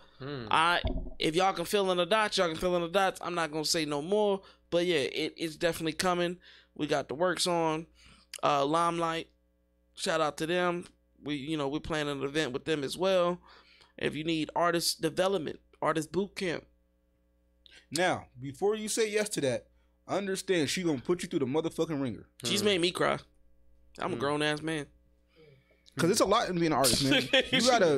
It's a lot of physicality. They be it's a thinking lot of just go in there, press a button, and I'm gonna spit this shit. It's like it's a lot to that because you gotta learn stage presence. You gotta learn timing. You gotta learn breath control. You gotta learn so much shit. I work with artists who don't even know how to stand in front of the mic. Oh yeah. Oh no, they be thinking like, I bet, hey, bro, if you don't get off, it's not a penis, sir. like legit, bro. Like, yo, what you got going on? One of my hit songs, bro. Like no mic, no nothing. I'm in a room full of like 6 to 8 females, and I mean gorgeous. She did that shit on purpose. I mean gorgeous ass females, producers, engineers. Nigga, I'm on my knees singing my own song in front of these people, bro. And I'll put you in that fucking element. And I even got it on my main page. If you go on my highlights, because I make sure everybody understand, like, when they dealing with me, I don't just say shit, nigga. I've been through everything that y'all been through or more. Nigga, I was on my knees, bro, crying my eyes out because I'm just like, you know how embarrassing that is when you can't hit a note in front of some fine ass females. Yeah, that shit hurt. Then you be like, oh, bro, it makes you feel like shit. And then you got people that can really put you on a different level, and you're not doing something right, so you getting frustrated. You wanted it, bro. I'm trying to tell you, some of y'all that came on the show that say they want this lifestyle, you got to put in a little bit more work. These open mics, yes, they do you justice. You're networking. You're getting used to being on a stage or getting off a stage, but that's correct. Some of y'all just need to just review your own music. I've been told a couple of y'all on the show, run 2 laps singing your song. You can't run 2 laps or a lap singing your song. You ain't got breath control. Exactly. You're not gonna hit them notes. And for them singers, you're not gonna hit them notes. Hey, they get it the worst. Nigga, what? I wasn't even a rapper. I was a singer. And that's boy. That shit. Oh yeah, I get it horrible. The worst. I get it the worst. Horrible. Because I work with Esquire on Changes, which is on my EP as well. And the song didn't take long, but it did take long for me because I record songs in 15 minutes. So the fact that we spent 30 to 45 minutes on that one song, it was blowing me because I'm like, bro, why am I still doing this in one note? Because you ain't getting it right. And he like, that's exactly what the fuck he said. He said, nah, you gonna get that. You gonna get there. This is a process. We gonna get there. And he just kept saying that shit. And I'm getting frustrated in the studio. And I've been drinking. I'm like, man, I'm gonna go out here and fuck throw this shit. Goddamn. Listen, go out here and chuck this goddamn club tail at his ass. He hit this motherfucking space bar one more time. Bro, I had my singing coach, bro. She took the same bottle that I was drinking out of. She was like, you gonna use your diaphragm. And she took that fucking bottle and that bass, she put it right there, right here, and pressed. She was like, now sing. And when that shit came out and I finally heard it, it was like a tear of joy. Like, okay, yeah, nigga, you can do it. You just not doing the right techniques. You not really putting your all in it. Exactly. If I gotta put pressure on your ass for you to do it, then guess what? Pressure is just gonna take. You know what I'm saying? So yeah, when you doing this shit, now it's okay if you're gonna do it for shits and giggles, like, oh, it's just a hobby, I like doing music. But if you take this shit serious, like you trying to take care of yourself, your family, or you know, be the biggest of the biggest, you gotta go what they went through. Yeah, they went through hell to be in that position. None of that shit was easy. Even for the internet people to be like, oh yeah, industry plant. Even for the Ice Spices and the Sexy Reds, they had to look at themselves and be like, you know what? I'm going to go out there and embarrass my image. I'm going to do something that people ain't going to like. People are going to ridicule me. People are going to call me all type of sluts, hoes, and bullshit. And a lot of people don't understand that, bro. Like, we look at it and we judge it and we talk about it. And don't get me wrong, I'm one of those. I joke with them all day long. But do I have the confidence to do what they did and accept the backlash? But look at their stage presence from when they started till now. It's a lot better. Like, legit. Ice Spice. Sexy Red ain't? No. She went to Rolling Loud. As a feature for Chief Keef. Nigga, did you not hear that song when she had that little American flag outfit on? No, 100% I did. Let me shut up. Let me finish. You saying that was better? It's getting better, 100%. Her, Ice Spice, no, dead ass, because literally Ice Spice would shake her ass off beat to the one song that niggas knew. Now she still just shakes her ass mostly, but she actually walks around the stage. She actually acknowledges fans in the crowd. She actually does certain things. So is it small baby steps? Yes, but it's getting there. It's progress. All progress is good progress. And same thing with Sexy Red. Is it there where you want it to be at? No. I'm not a Sexy Red fan. She came out of Something in the Water. I was pissed as fuck. But it's progress. I can't stand neither one of them. Well, see, now Ice Spice is different. Ice Spice, now, I take her industry plant status slightly because it's been how many female rappers, how many ratchet bitches we had. Nicki Minaj ain't never got no Dunkin' Donuts commercial with Ben Affleck. You know what I'm saying? Nicki Minaj ain't never had no perfume Vogue commercial, promoting. Nicki Minaj ain't never had no fucking perfume commercial. Never. I put stacks on that shit. I ain't never seen it. Ice Spice got more damn commercial and more. Her team, whoever the fuck they know are godly. She in every fucking commercial. When the last time you seen Nicki Minaj and Taylor Swift hanging out for the Super Bowl? Not a never. Taylor Swift? Taylor Swift. This whole season? Taylor Swift been out there this whole season. No, you ain't hear what I said. I said, when the last time you seen some like the big icons like Nicki Minaj hanging out with Taylor Swift? Oh, Nicki Minaj hanging out with Taylor Swift. Okay. Or Cardi B's or something like that. You don't see that shit like that. That shit weird to me. That shit weird. Something ain't clicking. Something ain't adding up. I feel like I don't know, girl. Something different about that. You grab your pussy and then next thing you know, you get Dunkin' Donuts commercials. Yeah. You got you questioning shit, right? Got you thinking. I ain't gonna lie, I need her team, whatever. Bro, they put her on. They put her on everything. That's what I'm saying. Like whoever her team is, impeccable. Yeah. They are godly. They're working them deals. She got shoe deals, perfume deals. You know what I'm saying? She got all type of deals, bro. I don't know how the fuck this shit is working, but it's working for her. I don't know if she's sucking and fucking, but if she is, goddamn, it's godly too. It got to be the hottest deals. You know what I'm saying? She passed 3,000. What they say in Dragon Ball Z? Power level over 9,000. Like that got just over 9,000. You know what I'm saying? But one other thing though, if you can collab with any artist right now, who would it be? I know we gave your top 5 artists, but which artist would you want to collab with right now?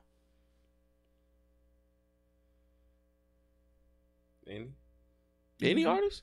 Yeah, like just any of them. Oh, you asking me? Yeah, just any niggas, your music, shit. It would have to be Smokey. And I'm about to sound stupid as fuck. Is Smokey still alive? Yes. Yeah, he's still. He's still kicking? I thought he was dead too, so I had to go look it up.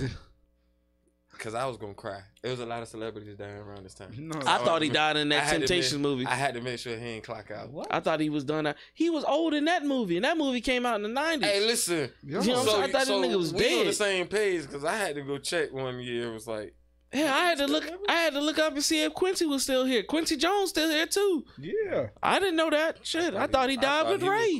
I thought he croaked too. But Isaac Hayes is dead, which is weird. What the fuck? Yeah, Isaac Hayes been dead. He been gone before the 10s. He was gone. He been gone. But it's just crazy. It's just weird. I'm not. Yeah, we went. Well, fuck, I can't say we ain't gonna tell nobody. They gonna see it now, but they gonna see it now. And we kind of naive with the shit, but it's all good. What is one thing in your career that you wish you could fix?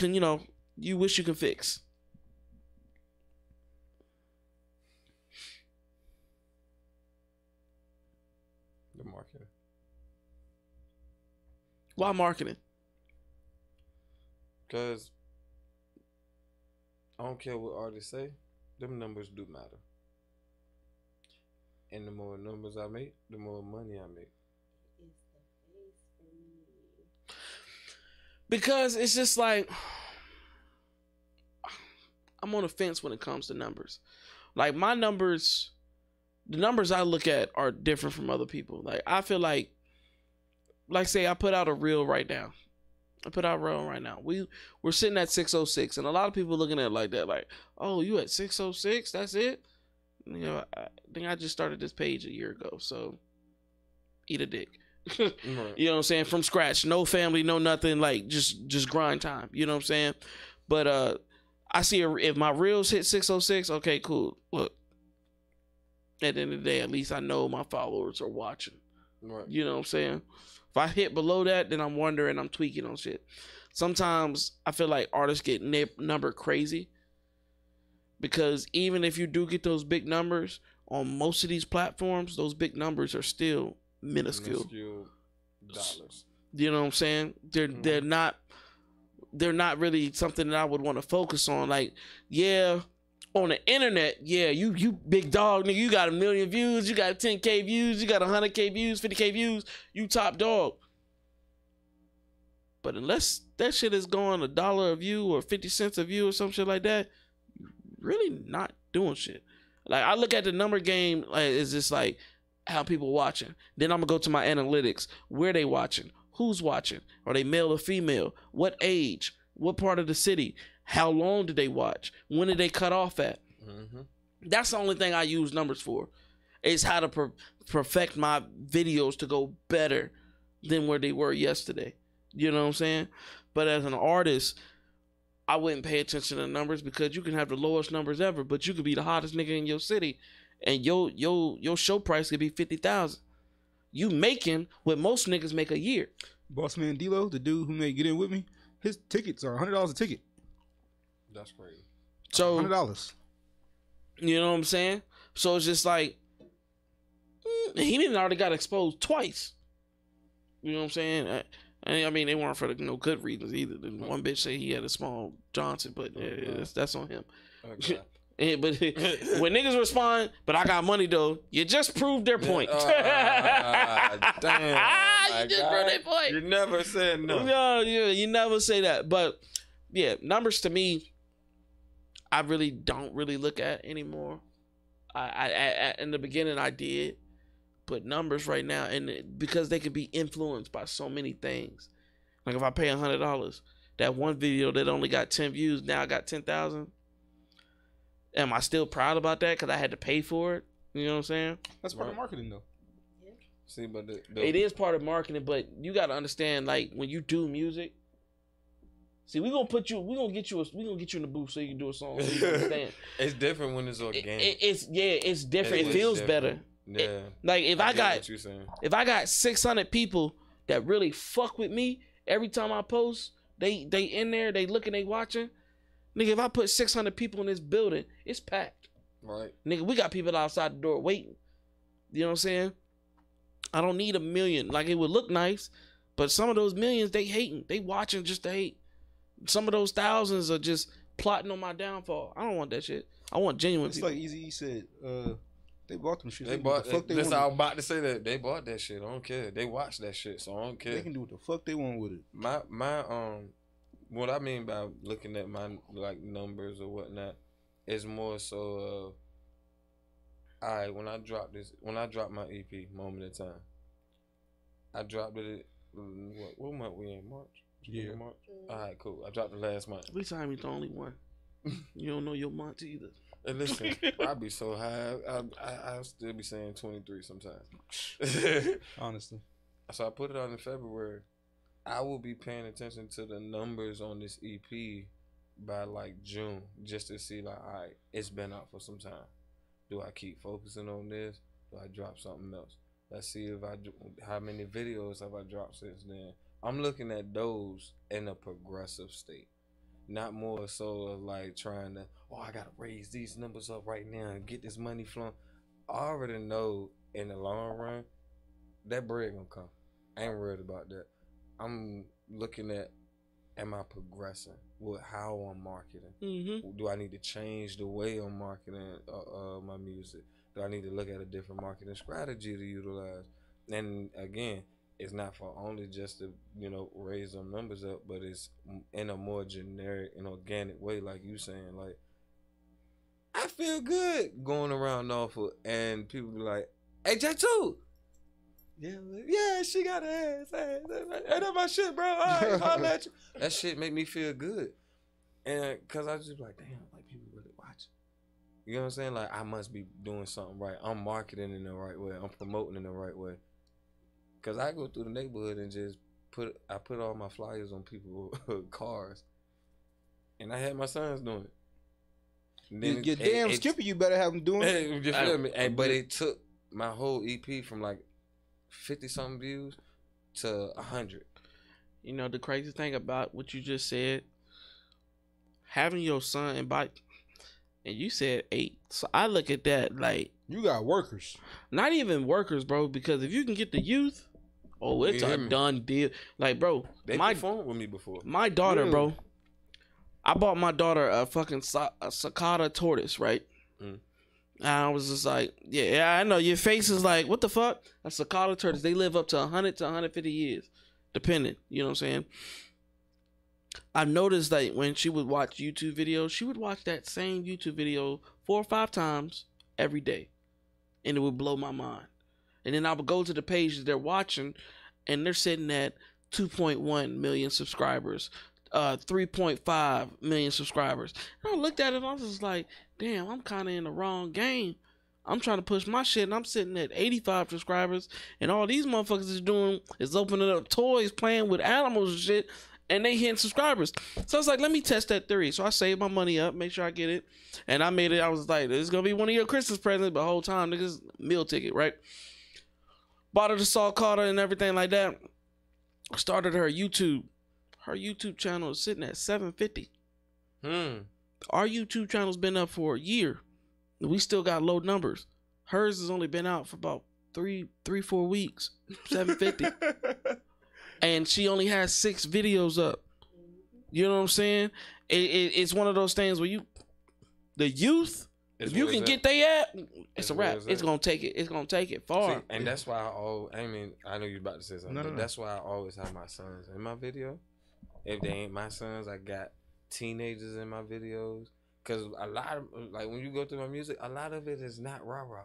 I'm literally just talking my life, my story. And with that, it includes the youth. It includes a lot of my time spent with them. So I put them in the video for the reason of every kid want to see themselves on TV. So now you got the app. You can put YouTube on your TV. Who don't want to goddamn, hey, look, that's me right there. Yeah, I'm in bro video. Yeah, I'm being another one too. I watch my kids do this all the time to their friends. I showed up to my son's house the other day, and before I can get to the door, I heard my song. So I'm like, damn, that's my nigga. I know he is there rapping that shit. Let me go look at him. And when I look, he's performing for his friends like he me. And that shit just like, I don't know. I don't even know how to explain that feeling. I just know I was at the door. That's a threat, because he about to knock your ass off. He be like, nigga, I know where all his notebooks is. I know exactly. I'm about to practice these songs. I'm about to get rid of this. You heard me. I'm about to take over everything. No, what I was going to say was quickly, your 1-year-old, have him start doing YouTube reviews on toys. That's a crazy bag. I really want to do that. It's a crazy bag for just toy reviews right now. Like I was telling somebody the other day, I think I was at my goddaughter's house and watching fucking Blippi or whatever, right? Oh shit. I was sitting here thinking like, bro, if I had the patience and just where? My goddaughter's house. You got 3 that your baby mama don't know about, so don't start talking to me. Thank you. Anyway, I can't believe you would do that. Pinky out. Like, but no, I was like, if I had the patience to really restart my life and I could dedicate it to kids like that, fuck yeah, I'd do that shit. And what I didn't know is Blippi got famous from something not even related to kids. So you know how he got famous, right? So Blippi, you know how Blippi got famous? Blippi got famous because he got like pooped on. Like he got pooped on his chest. That's how Blippi got famous. And then the kid shit started. It was a skit drawing. Yeah. It wasn't supposed to be big. Just like Ryan's Playhouse. He started off at YouTube, then he got so big that Nickelodeon was like, okay, here's a deal. Just bring what you do on YouTube to our network. Most of these motherfuckers, bro, that's why I said like and we can switch it back to music. Little RT. I don't know if y'all heard about him. Yeah. Little RT, little 9-year-old kid. Well, I think he got to be like 7. I think. Yeah, 7 or 8. Young. He got videos with Doughboy. He got songs with Lil Mabu. I think he has another song with like Fabio. Little kid. Yeah. That's in all these fucking He's videos. on there. You know the shit where niggas be doing them 1 versus 20 with grown ass women with their ass and titties out. He done did his own version of that shit. I ain't seen that. That's bro, crazy. it's kind of creepy a little bit because this is like you're making a child a man. As adults, we see this little nigga. Yeah. And we're still giving him that, oh yeah, he cool as fuck, like, but then if something else happened to our youth, then we got so much mouth to say, oh, that shouldn't have happened, but look what y'all encouraging him to do. But then people always bring up that argument, well, Lil Bow Wow did it. Justin Bieber did it. Bow Wow won't in the streets he like that. No street. He wasn't, no, but he wasn't. But this little RT shit, I'm surprised that the courts haven't like stepped in to be like CPS type shit. like you're in videos inseminating violence with guns and drugs and stuff like that. So it's just like, what are you doing? But the youth itself, if you can get your music to tap in with the youth or get people in that shit, it's a wrap. You got them.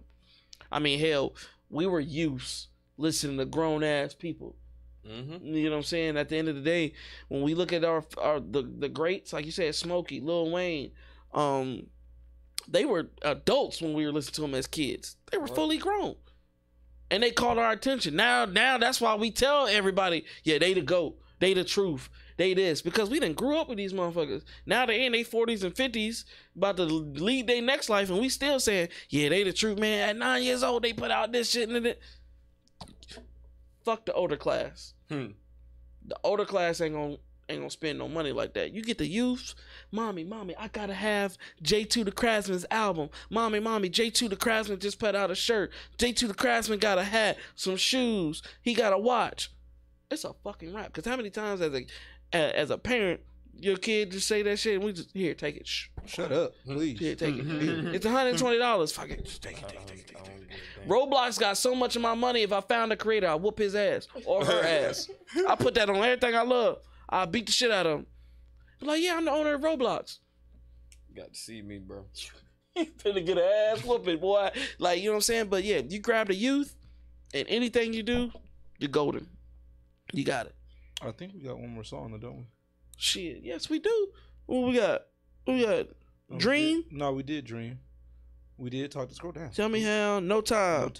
Featuring Esquire. You want to talk about it or you want to play it first? This song was actually funny. You said funny? Yeah, it's funny. Because I wrote it about meeting. It's basically having a one-night stand. Yeah, met a woman at a bar.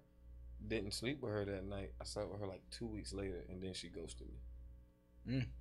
And this song literally talks about that. That's why it's called No Time, because she didn't give me no time. Let's get into it. See, now we'll talk about it. You got an ominous sound with it too. Nigga got hurt.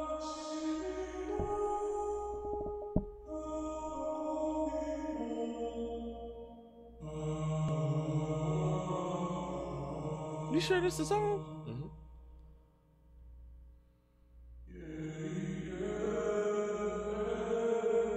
J2. Oh, okay.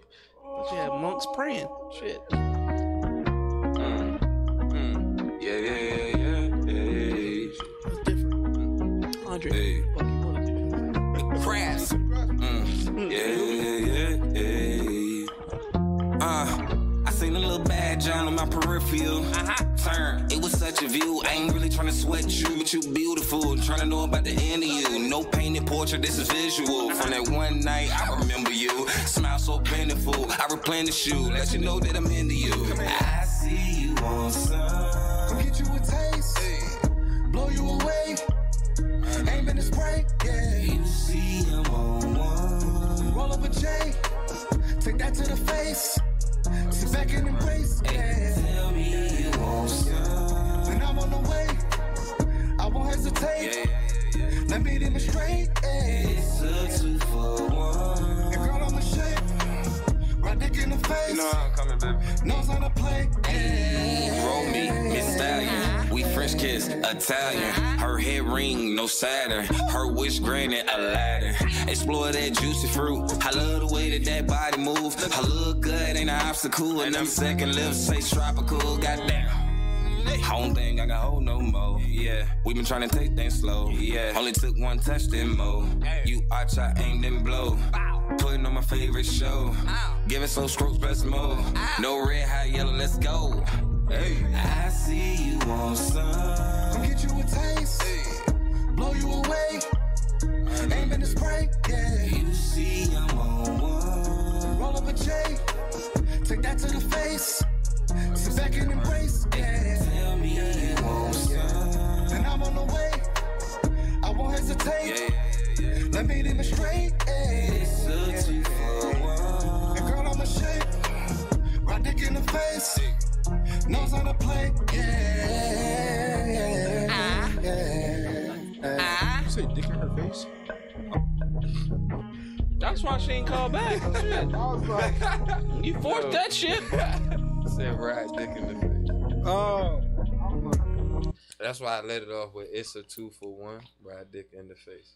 Understood. I love, and this is my opinion, bro. You're not sensitive. You on the show, you ain't sensitive. I love the song, right? Mm-hmm. I love the song. I love the story behind it, which caught me off guard because I'm a hoe, so I understand that. Right. But I honestly didn't like Old Boy's part, bro. I didn't. Like when you was like dun dun dun dun dun, that da da da da da da da da, it was just throwing everything off of me. Like if you would have just and the song's already done. Like you know what I'm saying, you might have listeners already to the song. I'm saying for me, if you just kept that dun dun dun dun dun like and do something else with it, because that voice or whatever tone you had when you were putting that part out, I like that. I felt like him coming in was throwing in a new tone for the song. In a sense, it was just, it was only like a little snippet, but it was just it's like I don't really need it. And that's no disrespect to Mr. Esquire. I'm just saying like, because the first song with you and Esquire was fire. I just don't like this one because I'm just like, you could have took that song and just ran with it. That's just my personal opinion. I appreciate that. I definitely appreciate the honesty. Yeah, I was like, it's just like, because I was like, first in the beginning, mind you, is a build up. So the build up was already just like, if I didn't know, if you weren't sitting right here, I would have skipped through it because the build up, I was just like, listen to your other songs. You got that 10-second attention span. I do because that's like 85% of people that listen to me. But it's not like it's. I wouldn't say attention span because the song kept my attention. It was the patience. Right. Like the intro to your song took too long to get to where it was supposed to get at. Right. Like that's why I kept looking at you like, you sure this you? Like you saying something else? Because your songs, the ones that we listen to, is like boom, pat, boom, boom. It's right there. That one was the startup kind of drawn out for me. That's just for me though. I mean, the reason it was like that is because that's the intro. So I just instead of short. So that was the intro song. Yeah, that's the introduction song to the. To that. Oh, okay. All right. See. I listen. I just had to let you get it out. You feel? Yeah. I didn't even know. And then explain everything why it was put together the way it was. Even down the SY part. At first I was against it. I was just like, I was against it. I was like, nah, I'm gonna go in there and do it. He's like, no, just listen to it. Let it build on it. Go home, sleep on it. Sometimes me and him getting disagreements, but I'll be like, look, no. And he'll tell me, no. All right, cool, fuck it, I get it. It's just, that's is what it is. We'll disagree. Yeah, I said, but your catalog is so long that this, like I said, I'm just one listener. So it could be millions and thousands and millions of people to be like, yo, this shit was dope as fuck. So, and it's hit and miss for everybody. Like you said, he was listening to Luca Brasi. You was like, Luca Brasi 3 was the only one you could listen to. So everybody has their own ear, their own taste, their own flavor. So don't take nothing from me, ladies and gentlemen. I ain't hating on Old Boy. It was just my personal opinion. And that's what I like doing on the show. Personal opinion. Now, if it was trash, I'll tell you she was trash. Or I'll wait till you leave the room. Nah. So, what is this? I can't even see. An hour and 52 minutes almost. So, we're wrapping up the show here. You said this EP, is all your music out on all platforms? Or is it just this EP so far? My last two projects. The first one I put out, Just Cause I Can, Volume 1, that's just on YouTube. Okay. The last two tapes, they're everywhere. I put those through DistroKid. So can you tell them tell the audience where to find you at? Whether if your YouTube is a different name than your Instagram, if your Instagram is different than your Twitter, where can they find you at? All of it is the same though. Okay. It's J, the number 2, THA Craftsman. I heard a lot of people put THE. And they're like, bro, I don't see you. It's because you spelled it wrong. That, like, THA. Yeah, the Craftsman. THA is definitely important because it is a J2.ThaCraftsman. Okay. I was about to say, it says the. It don't say the. Like, yeah. Damn. People in too deep. I'm English dictionary got us fucked up. I speak Ebonics, nigga.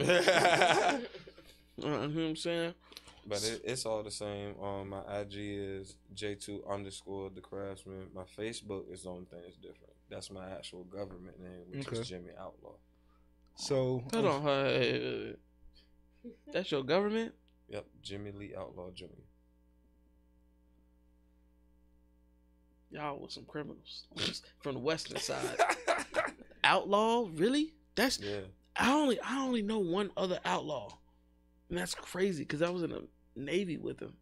That's crazy because I was about to say I just met who I think is my cousin on the outlaw side of the family. He's in the Navy.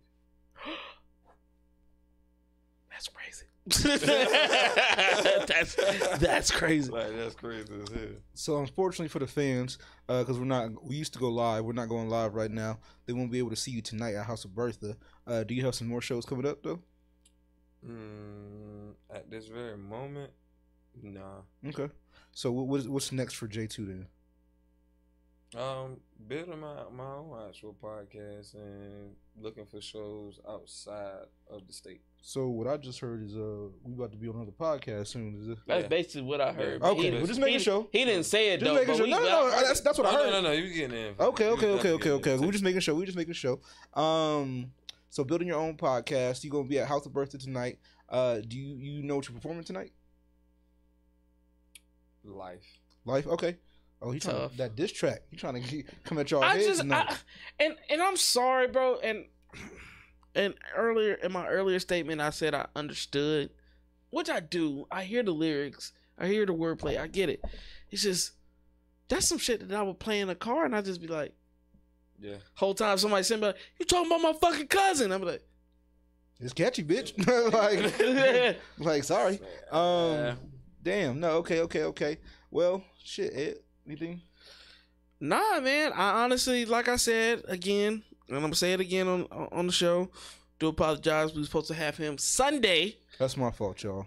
Not, even then, it was still my fault because I was unprepared. Dumbass didn't have a fucking key. I got so much shit going on, bro. I be losing everything. When I finally woke up and saw that shit, he was like, "Hey, I don't have a key. Where you at, nigga? What? Why don't you have it?" And this has been the last 4 or 5 weeks. Cause I be switching cars. And keys be on one, and I had, but you know where you going, and he still decides to take the other pair of keys. You know where you going. And I work, like I said, I work 2-3 jobs. You know what I'm saying? I be busy. I'm not as busy now. After tonight, my life is gonna be different because now I see. You gave him all the energy in the world. He said 8 kids. Them 2 kids ain't gonna be shit to me no more. I'll be like, y'all ain't nothing. I know a motherfucker that got 8. It's like, take y'all ass to bed. Shut the fuck up. like it's about to be a whole. You done changed my life. Now I'm about to have more energy. Hey, you got to, bro. Oh, so you heard him, right? Yeah. So that means when I call him at 5:30, he gonna fucking pick up that phone. Yeah, he should be. I didn't say I had more energy what's up, for that. bro? Yeah. He should have all that. More energy after I wake up on my own time. You gonna wake up at 5. You gonna wake up at 5. We gonna start that call at 5:30 sharp. So that's what we're gonna do. That's just how it's gonna be. The caller you have dialed is not connected. Please contact again. I'll piss off your baby mama and knock on that door hard as fuck.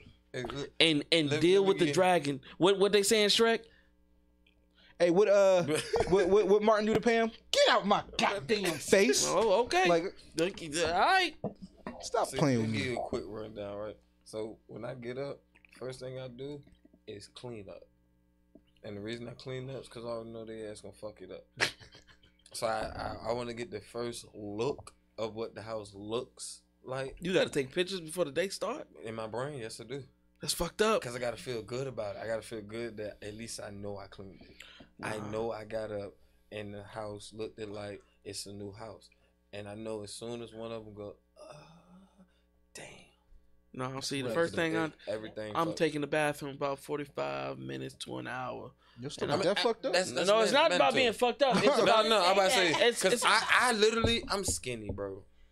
And I literally be in there for an hour. Yeah, because it's the only place where it might be a small, compact space where you know what? I'm protected. Yep. And when you have kids, you're going to be like, you know what? I know what he means. Yep. You ain't never had no little fingers reach under with their little fingers right there. Fuck no. Or jiggle the doorknob. Oh, no, I do you one better. A screaming kid at the door, bamming on it. He don't know. I'll bring my son here on the next show. You gotta open the door type of scream. If he don't, like, listen. The scream was so bad, because it happened with both our kids. Scream was so bad the neighbors called the police. Ooh. Oh, they thought they was killing. For 2 hours straight. What? Like, literally. Oh no! We about to buy you a muzzle. I can show you how to do that. And then you bite him on the ear a little bit, like a pit bull puppy. The Cuban Jr. Snow Dogs. Yeah. You gotta show that nigga who top dog. Yeah, you bite that motherfucker on the ear. I guarantee. What was that dog name? We trying this. I'm trying this on Kills when I get Hey, home. listen. I guarantee my baby mama was like, "What the fuck are you doing?" I said, "You hear him screaming no more, right?" And then my son was in the backseat like, "Yeah, nigga, I bit the shit out of you." Because obviously me talking to you don't work. So now I bit you. Now you know I'm the alpha for real, for real. My son don't fuck with me. My son look at me and he might think I might raise my voice. He be like, I got a different breed of kids, right? Let me tell you why. Because I'm in my heart, I feel like it'll work for a day. Here's why I said day. Because at the end of the day, when he get the process and like, you know what? I got teeth too. My kids is gonna turn around. Oh, I can't have that? You know who Bernie Mac is, right? Yeah. You know the throat, your chest. I took a hammer and knocked the fuck out of him, jumping on my goddamn couch. See, with me, I'm trying to tell you. My grandma raised me on Steven Seagal and a lot of kung fu movies. Yeah. So I fuck my kids' head up a lot when I hit them without looking at them. And they just be sitting like I'm talking right now, and I just hit him with this gachapa, and the nigga go flying that way, and he like, yo, he put his leg right back. Yes, because I'm in conversation. That's when the other 5 go around and be like, hey, bro, you good? Like, I swear to God, they like Ninja Turtles, bro. They all, hey, Ralph. How many fingers I got up?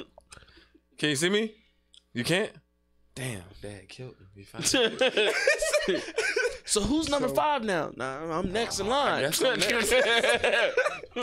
is it's been a really good show, actually. I want to thank you guys for coming on. Seriously. I definitely appreciate again after what happened last week. Oh no, it won't be my last time. This is gonna be the last time I do this during the end of the show because for some reason I guess people don't watch to the whole end of the show. But people are always asking us, "Oh, how do we get on the show? How do we get on the show? How do we get on the show?" Just DM us, call us, email us. We got thousands of emails in there waiting for people to come through. You can come on the show. It's no big hurdle. Only thing we ask, you doing something. Can I add to that? We are in Portsmouth, Virginia. Yeah. That's and I don't mean no disrespect, but we've been getting a lot of people from Nevada, California, Maine, Idaho. I had one motherfucker from Texas contact me last night at 3:15 in the morning. Oh, but you answered his call, huh? He didn't call me. He didn't. Soon as you said the time, He didn't call me. He texted me. But again, understand. I appreciate it, and it shows that the work is really being put in, and the videos are really getting out there. We're in Portsmouth, Virginia. That's not saying don't come out, don't show up, but just understand you buying a plane ticket to Portsmouth, Virginia. You will buy the plane ticket. We'll pick you up from the airport. We ain't got no problem with that. Nah, because I got a home. You look at the messages right now. We got somebody from motherfucking California. We got a couple people flying out this year, coming on the show, doing some things. From Cali. So across the United States. Yeah. That mean y'all really working, bro. I'm really honored to be up here. Yeah. Dog. That shit, bro. That's crazy. People love this space here, but people don't understand. This is the prototype. It's not even the finished. We're not done yet. This is the first stage of everything that we're doing. We got a lot of things working and brewing. It takes a little bit because it's just timing. Like I said, timing is everything. Money matters a lot. And he got 2, I got none, but I got my own responsibilities going on and everything too. You got 1. So I got a goddaughter. Yeah, that's true. Yeah, that's I true. mean, take out the G-O-D. That's true. Yeah. That's true.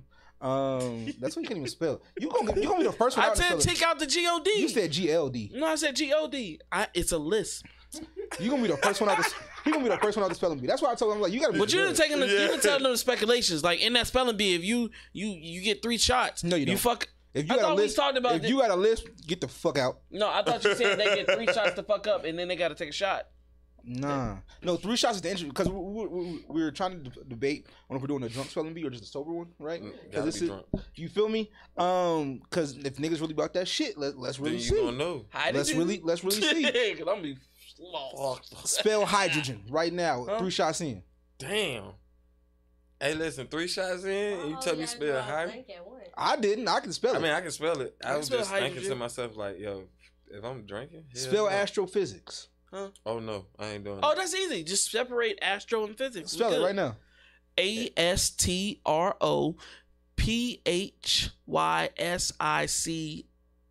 Astrophysics. He would add an I into the video. Good job. Good job. Eat a dick, He nigga. got it. He got and it. we though. ended the show like that. Don't try me. Y'all come to the spelling bee. Your boy got it. You heard me? Spell onomatopoeia, bitch. Huh? He's stuck. Onomatopoeia. Spell it right now. That's a real word. Yes, nigga. Say it in the English text. Can you use that in a sentence? Yeah, you know what I'm saying? Like what? Like But before we get off, that's why this is taking so long, right? Because people wanted to happen the next day. No, you have to have English definitions for this. You have to have examples for this stuff. You have to have it's a lot that goes into spelling bee that people aren't thinking about. It's not just read a word and you're just done. Right, no, yeah. you got to define it. You got to have an example. You got to be able to use it in a sentence. So we have to have all this stuff written down for our judges and things like that to make sure that they don't fuck up the words as well.